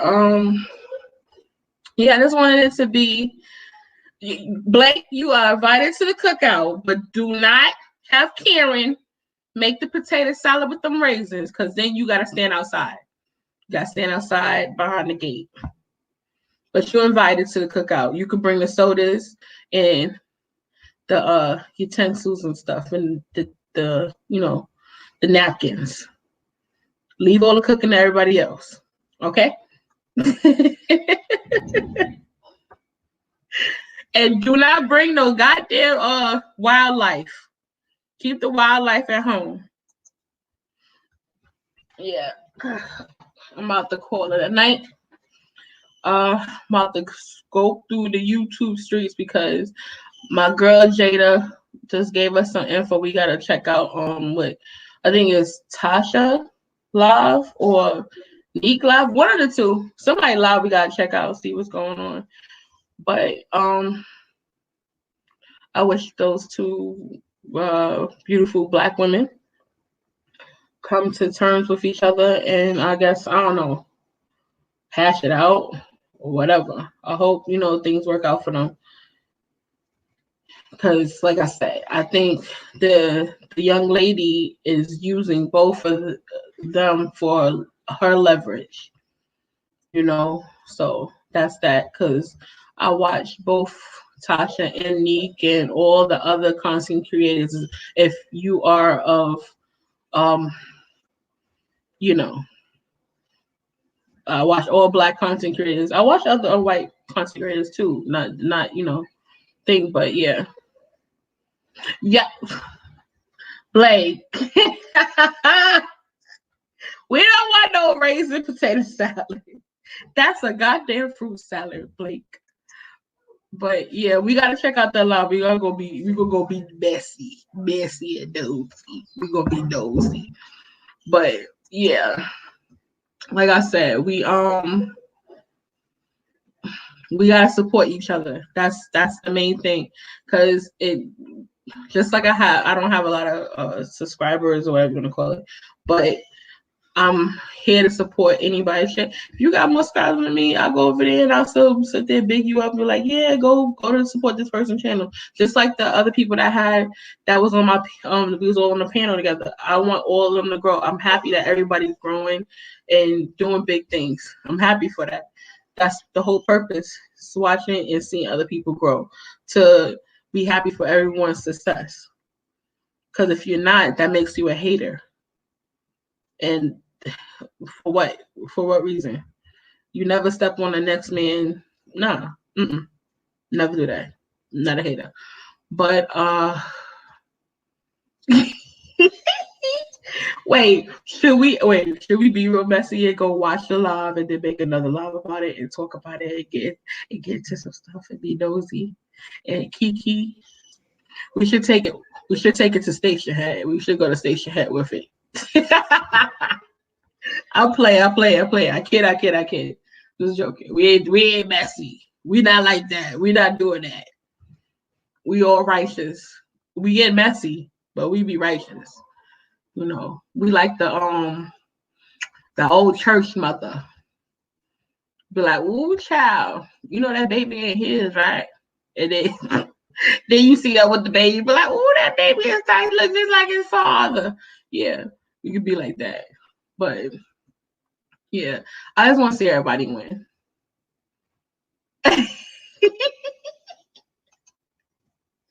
Blake, it's your fault. We're gonna be some messy old church folks. We're gonna be the church folks with the big hats.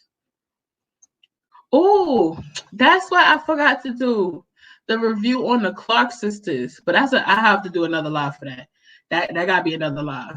Ooh, child. That gotta be a whole nother live for that one. Cause they was messy, honey. It was some stuff that was drip dropped all over in that Lifetime documentary, whatever you want to call it.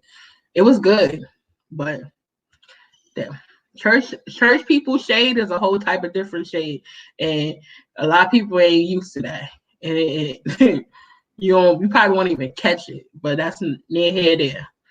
But we are going on 4 hours. Goddamn. When I first started talking, I didn't know what to say. I was sitting and stumbling over my words. Now I got a little licky in me. Now I'm running my mouth. Don't know when to be quiet. So I'm about to get off of here. About to go through these YouTube streets with all of the rest. We about to go gang somewhere and go raid somebody and see what it is.